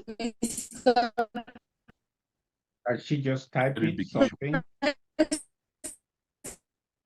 Yes, Sonia, do you want to type your question? Or your connectivity is having some challenges. Do you want to type? I have two questions.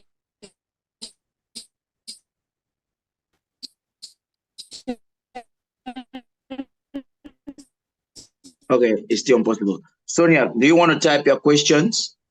Please. The first is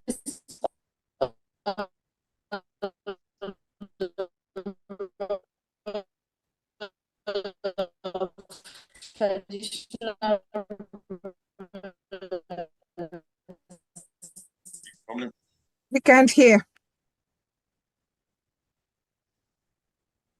I'm gonna take out ask that. your question. Ask your Can you question. hear me now? Oh, better. Yeah, I think it's better now. Go ahead now. Okay. Yeah, go ahead.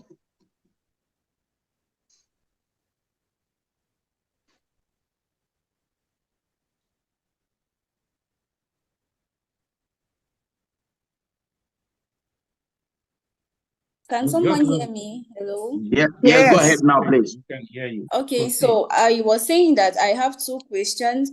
The first is on the role of traditional rulers. Following Ayabacho's arrest recently, several videos of some of his outings have flooded the social media. I happened to watch one where he openly declared war on traditional rulers, and in his words, said he was coming for them and that he was going to hang their heads on sticks. So the question is, how do you see traditional rulers contributing to the conflict resolution process in Ambazonia, and what role will they play in a future independent state? And the second question, I would like to know, how do you respond to Cameroon's government's characterization of the Ambazonian struggle as terrorism, and how do you tackle this narrative? Thank you. Mr. President. Yes. Thank you, Sonia. We, the people of Southern Cameroons, we are a very civilized and cultured people. From our history, we have real respect for our tradition and our traditional institutions. You only have to go back to our history to see the place that traditional leadership was given in the governance of our society. They were given a house of chiefs, the house of chiefs. I don't know of any other Francophone country where there was anything called house of chiefs anywhere around the government. Instead, they reduced the chiefs as agents of their political agenda.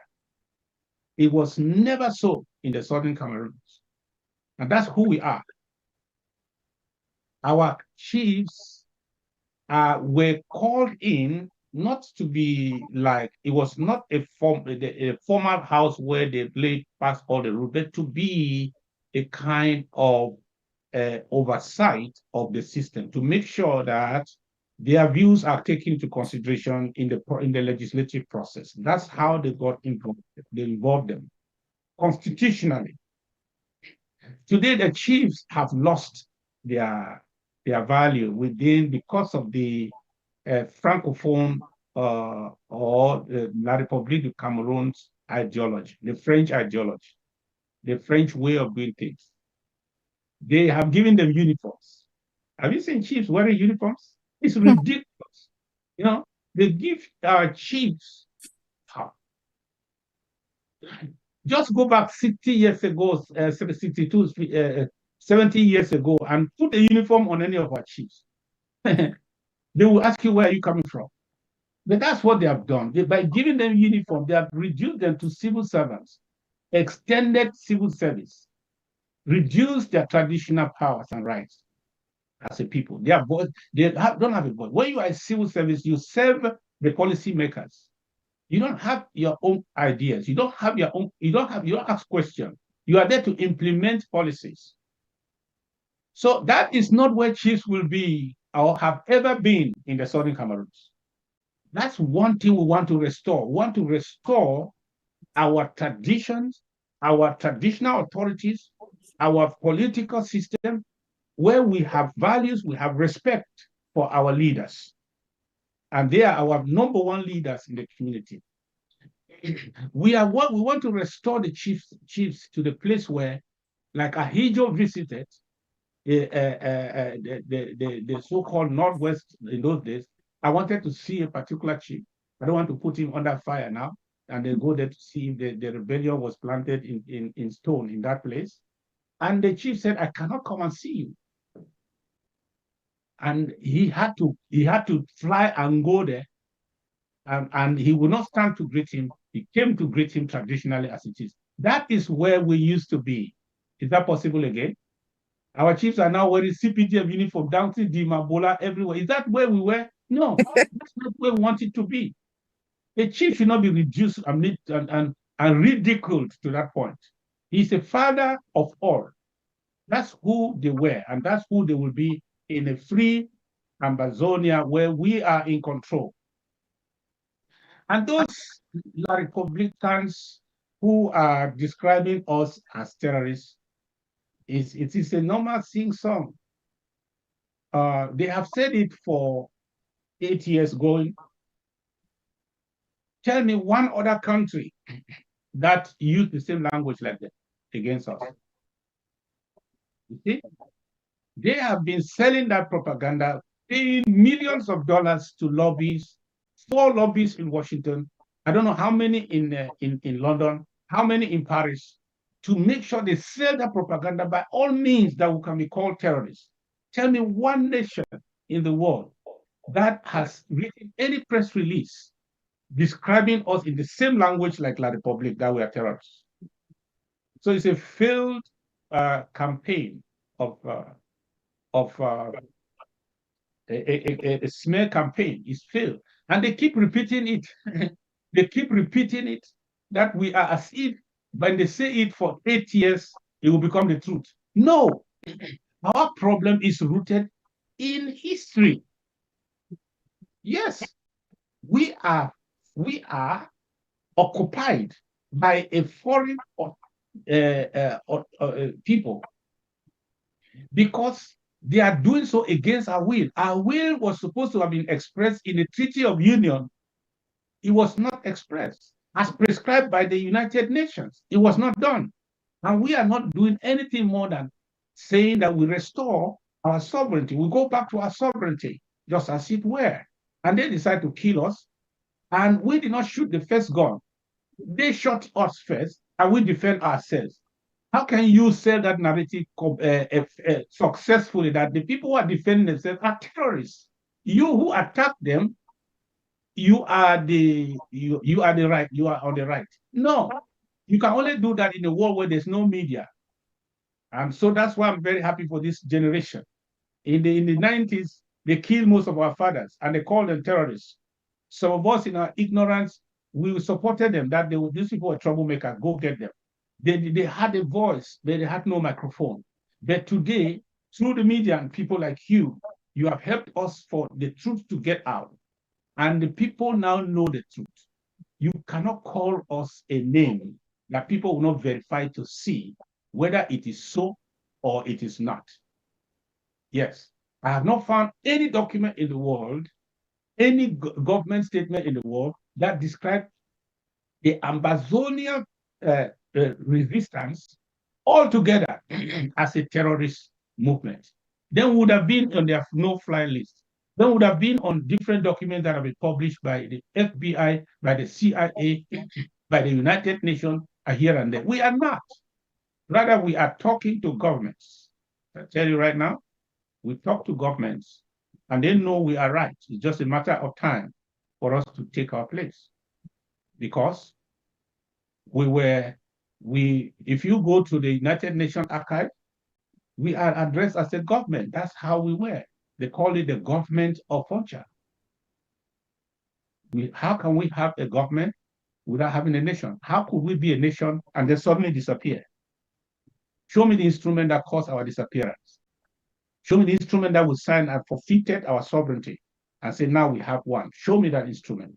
Then I will tell you from that day, we no longer exist. So fraud, we cannot be defined by the fraud of La Republic. The fraudulent actions of La Republic, their description, they don't describe us, and they don't have the monopoly to describe us for people to believe them. We have a voice now. So thank you, the press. Thank you, press, gentlemen and women of press. Every time we call you around is to make sure that the lies don't sit. So that, that somehow, in the midst of all this pollution, the truth exists somewhere, that some people who care to find out the truth, they will see it and they will shake their heads. We want you to add your voices to our voices on the side of truth And we recognize all the pain that you go through, that sometimes to stand out for what is right. Sometimes you are also targeted, like some of us are. That there should be a people in every generation who will damn the consequences and say it as it is and stand for what is right. Even if they were not recognized, history will not forget them. Thank you very much. Yeah, thank you very much, Mr. President, for your time. I understand that you're working all night and you just woke up, but please bear with us as you give your concluding statement. There is, we saw during 1st October, your government enhanced optimum celebrations on the ground. You fed the refugees, you enabled the resistance on the ground to showcase flamboyance, but we would still have a lot of actors in the international community claiming they don't know who to talk to. So as you give your final statements, perhaps what would you tell the international community after October 1st Independence Day celebration 2024? Yes, Fadi, thank you. My appeal is to the conscience of the international stakeholders, because there is a short distance between knowing the truth and doing the right thing. Yes, sometimes it can be long. I believe that we have moved from the place where we say they don't know the truth. We have moved from the place that people will say they are ignorant. We are now in the place where we are saying, how long will you be quiet now that you have embraced it? You know the truth and you have embraced the side of the truth. How long will you be quiet? How long will you remain quiet and do nothing? So I want to say that the people who say they don't know who to talk to, sometimes it's just a choice of the words they use. They don't really mean that they don't know who to talk to. They are saying we don't want to talk to. And that wanting to talk to me is another choice they have to make. Not knowing. For knowing, I can tell you that they know. For numbers don't lie. Pictures don't lie. Evidences, first-hand evidences don't lie. They speak for themselves. But as for the political choice at any given time to say, okay, now is the time, that's something else. It has to come from the conscience of the international community, from the conscience of those leaders that are in the place of making such decisions. And that's my appeal at this time, that many people are dying that are not supposed to die. That everything we wear is being taken away from us. The whole communities have been wiped out of the face of the map. That we did not get into this true war, that they should look into it. It's not enough to say you are right, you are right. You know how many times we have heard you are right? I can tell you places you will surprise. We have had you are right, you are correct, you are correct. And someone told me in very high places in the international circle, told me it will get worse before it gets better. The question is, how worse should it get before it gets better, before they do what they are supposed to do? What you saw on the ground on the 1st of October is just a clear defiance, a clear denial of the propaganda that have been packaged and spread by La République du Cameroun and their allies. That They don't need to talk to us again, not because the issue is of no importance, but because they have won the war. The war is over. Only pockets of resistance. Go and ask Satanganji now, how far with the pockets of resistance? He started saying that many years ago. It's in 2021. He said pockets of resistance. Everything is done. Pockets of resistance. Pockets of resistance. So that the international stakeholders should look away because everything, the war is over. You don't come and mediate where there's no fight. So they want to avoid mediation. They want to avoid dialogue. They say everything has been done. We have conquered all of the way. Everything. Now it's just pockets of resistance we are dealing with them. Does it look like pockets of resistance? On those who are parroting those that propaganda. What you saw on the 1st of October, demonstrated by our Ambazonia state armed forces, does it look like pockets of resistance? If the people are interested in peace, they should understand, and I said this in my speech, that your strategy of looking away, so that the fight will favor the stronger person, La République du Cameroun. It has worked this far. But right now, continue to look away, thinking that your silence is favoring La République du Cameroun, is a lie. Because the questions you have asked me today have only reflected on fatigue on our side, the impact of the war on our side. What about the impact on La République? For those who are looking away, thinking that their muscular dog in the fight is going to crush the other dog.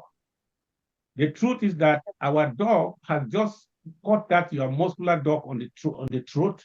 And if they continue to, at that point, you know that if they continue to be silent, what do you think will happen? The muscular dog will die. At this point, without a solution, there will be no La République as we know it. As I said, in 2018, either we have a free Ambazonia and a free La République, or there will be no La République as we know it. The signs are already here. The signs are already here. So we are here to emphasize the fact that the lies you have heard are mere propaganda. There are people who are in denial, people who don't want a solution to this problem, people who don't want the truth, who bet they should understand that Ambazonia is here to fight. And those people are trying to target one or the other, taking us to be the problem. I'm not the problem. I'm just an opportunity for a genuine solution. So even if I'm not here again, Ambazonia is free. You see those people who are holding those sticks in their hands and saying Ambazonia today at this time in 2024, they will not drop them until justice is done. That I can assure you. I can assure you, they can do whatever they can. Anything that does not cause those people to voluntarily put those sticks down, there shall be no La République as we know it. So we are not terrorists. There's no dictionary that defines a person that's genuinely fighting to defend himself against a real threat as a terrorist. You know, the definition between terrorism and freedom fighting is a political definition.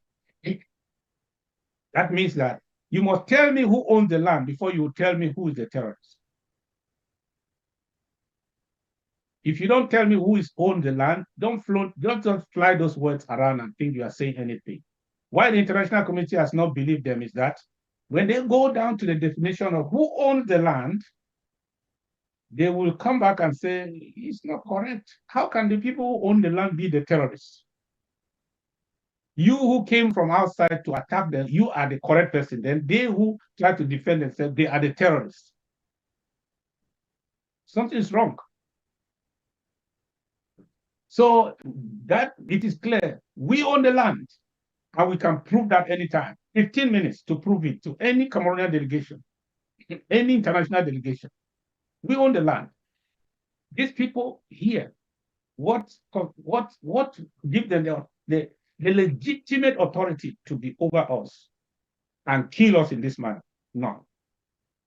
And we have the right to defend ourselves, yes, before the United Nations, for the United States, before any court in any country in the world, we have the right to defend ourselves. So when you have made that determination of who owns the land and who is the invader, then you can now proceed to tell me who is the terrorist and who is the freedom fighter. Because the person who owns the land can only be a freedom fighter. He cannot be a terrorist. Are you kidding me? I'm in my home, you come and attack me, I take a weapon to fight you, you say I'm a terrorist? No, I can't be a terrorist. The person who is a terrorist, when you have determined who came to attack the other one, that's the terrorist. Then who is defending himself, that's the freedom fighter. So let people not deceive you with words and use them around and cow you people down and say, we are freedom fighters to the core. Because up to now, we have not shot a gun in Yaoundé. We have not shot a gun in Douala. We have not attacked anybody out of our territory. We are defending ourselves. How can that be terrorism? No. Let the invaders go and ask us how many people will attack. They will tell us the rest of the story. And for you to impute the actions of some free actors within any conflict situation on one side only, and use that to describe us, we are not. We are not. Those are not mandated actions by our government. Those are not actors acting on our behalf. Or if there are any such exceptions, let me tell you, the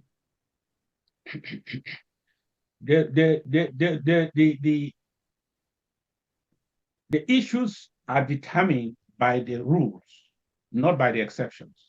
Okay? Yes, the issues are determined. The truth of this matter should be determined by the rule. The rule is Ambazonia here, La Republic the other side. Two constituted authorities, representing two states of equal terms. One decides to attack the other one because the other one asks questions about the foundation of equality, the foundation that brought us together. And then when we defend ourselves, say, no, we are terrorists. They are the correct people. No, we are not. And that will not stand. Go and tell the Republic that.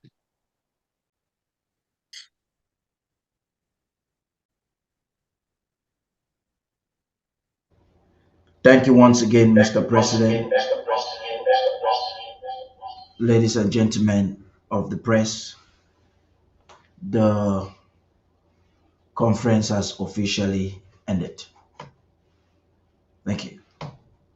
I'll have a few announcements to give. We have one of the journalists from Nigeria, who is here in the United States, will be interviewing the president. We're going to discuss that with the president to make a determination for that next week. We also have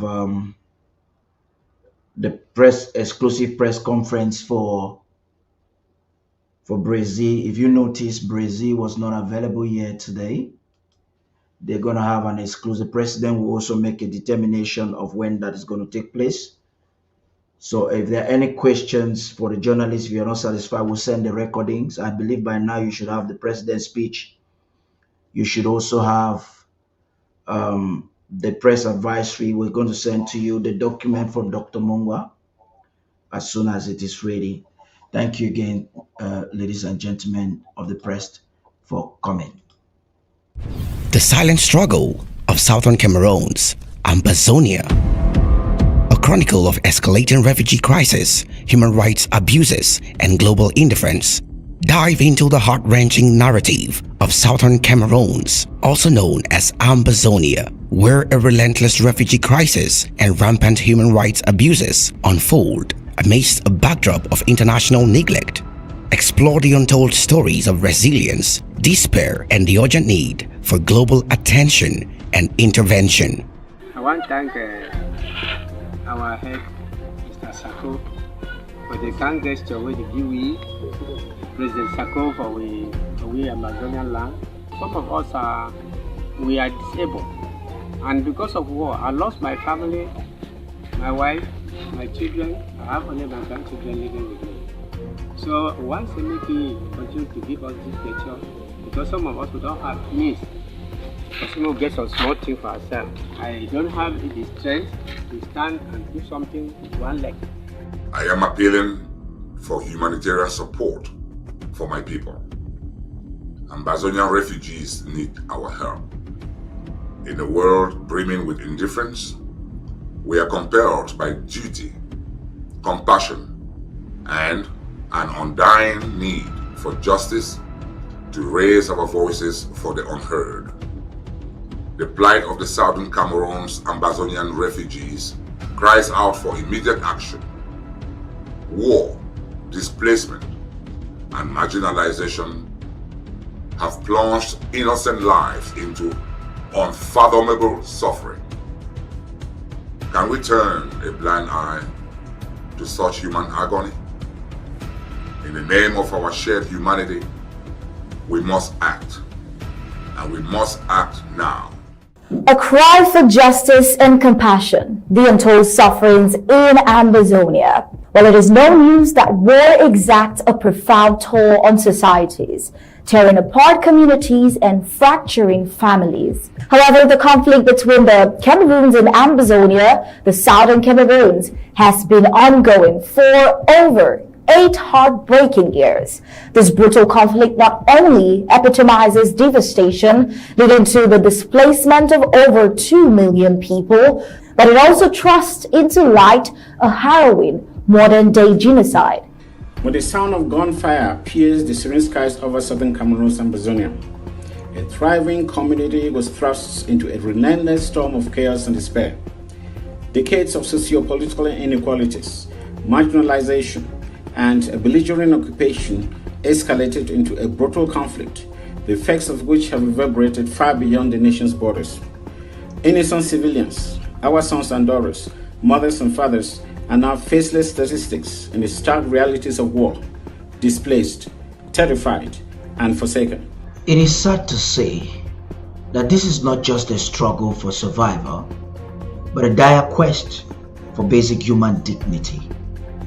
We have seen women and children in broad daylight, the most vulnerable pillars of every society, have been uprooted from their homes. They journeyed to far distant lands seeking refuge, but found themselves ensnared in different webs of suffering. The journey alone offers a taste of the brutality ahead. Countless souls have not only succumbed to the treacherous terrains of the Darien Gap in Southern America, but also the roasting deserts in North Africa, with some wasting in the high sea, seeking for safety and greener pastures. A harsh testament to the shared desperation driving the young men and women and youth's exodus. The people of Ambazonia suffer under the weight of intrusion, aggression, and recolonization by French Cameroon, with little to no international intervention. It is profoundly troubling that the global community continues to turn a blind eye why this humanitarian catastrophe is being overlooked and underestimated by credible human rights organizations remains a mystery. As healthcare professionals and political activists committed to a just, healthy, and humane world, it is incumbent upon us to demand immediate international attention to this humanitarian crisis. We call upon world governments, humanitarian organizations, and individuals of conscience to heed the cry for justice. Humanitarian aid must be mobilized to provide food, shelter, and medical care. Efforts must hinge on creating safe corridors for those in transit and fair asylum processes for those who reach host countries. human rights reporting and underestimation of displacement figures by credible humanitarian organizations. Accurate reporting on the crisis in southern Cameroon is gravely impacted by intimidation tactics employed by the oppressive regime of Biya, leading to significant underestimation of displacement figures. While the UNHCR reports approximately 87,000 Cameroonian refugees in Nigeria as of March 2024, Ambazonian authorities, who receive daily figures from their people on the ground, assert that the actual number exceeds 400,000. This disparity underscores the severity and human cost of the situation. The challenges do not end with reporting inaccuracies. The Nigerian government authorities have reportedly interfered with the UNHCR processes of identifying and registering refugees, which may explain why many refugees have reported being denied registration by UNHCR representatives on the ground in Nigeria. Tragically, even those who managed to get registered have not received any support from the UNHCR for over a year now. The little aid that was initially provided was abruptly stopped without any explanation, leaving the refugees in limbo and grappling with uncertainty and despair. Standing at the precipice of this humanitarian disaster, the world has a choice: to ignore the needs of Southern Cameroonians, Ambazonians, refugees, or to rally behind their quest for dignity and justice. This is our moment to rise above the noise of political rhetoric and take decisive action. Let us not allow our generation to be remembered for its willful ignorance, but for its steadfast commitment to human dignity. Meanwhile, the French Cameroonian authorities have also reportedly interfered with and restricted the operations of human rights organizations such as Amnesty International, Doctors Without Borders, and even the UNHCR within Cameroons. These organizations, which champion the cause of human dignity worldwide, face obstacles that hinder their ability to provide essential aid and bear witness to the atrocities unfolding in the sub-Saharan African region. Voices of displacement, the struggle of Ambazonian refugees in Nigeria. Life as an Ambazonian refugee in Nigeria is fraught with unimaginable hardship, with limited access to healthcare, rampant food insecurity, and scant economic opportunities. Many find themselves in a relentless struggle for survival. Despite recent efforts from humanitarian organizations and the Ambazonian government, the aid provided falls heartbreakingly short. In my 3 years of reporting on the ground, I have witnessed heart-wrenching realities: infants succumbing to hunger, young girls turning to prostitution out of desperation, and refugees driven to suicide by the sheer hopelessness of their circumstances. It is devastating to see that many would rather face the perilous journey through places like the Darien Gap than return home. These desperate people are not so much concerned about the identity crisis because they are actually faced with an existential threat and have completely lost trust in all governments and institutions or organizations that are expected to provide urgent humanitarian assistance, as we observe in other areas where there are crises in the world, for example, in Ukraine and in the Middle East. The question then becomes, are they less of a citizen of this world? Or is this a race issue? Or is this deliberate neglect? We're therefore calling on the United Nations, and especially the UNHCR, and all other humanitarian organizations, the displaced persons, and the refugees from the southern Cameroons deserve assistance like any other people who are victims of war. We therefore call on these organizations to be fair, to be just, and to treat the refugees of the southern Cameroons with respect and dignity, because they are also children of this universe. Over 80% of Ambazonian refugees lack adequate shelter. leaving them vulnerable to harsh weather and security threats. Alarmingly, the same number of school-aged children have no access to formal education, dimming their future prospects and continuing the vicious cycle of poverty. The gender-based violence is another grim reality, with limited protection mechanisms in place to shield these refugees from sexual assaults and domestic abuse. In the throes of such adversity, the humanitarian spirit urges us not to overlook the plight of these displaced individuals. Accurate and transparent reporting, coupled with prioritized humanitarian assistance, is not just a logistical necessity, but a profound act of compassion. Every underreported statistic, every unassisted refugee represents a life in turmoil, a child robbed of their childhood, a family torn apart, a community devastated. The international community must respond with urgency and empathy. It is time for solidarity to transcend borders and for human compassion to drive actionable change. We must amplify the voices of the displaced, challenge the barriers to truth, and ensure that no soul is left behind in the shadows of this humanitarian crisis. Only then can we honor the intrinsic value of human life and uphold the principles of justice and equality that lie at the heart of human rights advocacy. The Norwegian Refugee Council has shed light on one of the world's most underreported humanitarian crises, the plight of the southern Cameroons, or what they call the Anglophone crisis. The anguish faced by the Ambazonian people is a heart-wrenching, and the silence surrounding their struggle is deafening.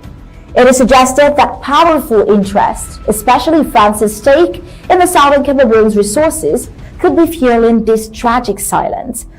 This genocidal war declared on us by the 90-year-old dictator Paul Biya on the 30th of November 2017 is raging, and our people are going through this horror in pain and in plain sight while the world watches on. This is our reality daily. We must listen to the stories of these refugees. We must face the truths that these statistics reveal and push harder for meaningful change. We owe it to them to ensure that their voices aren't just heard but acted upon.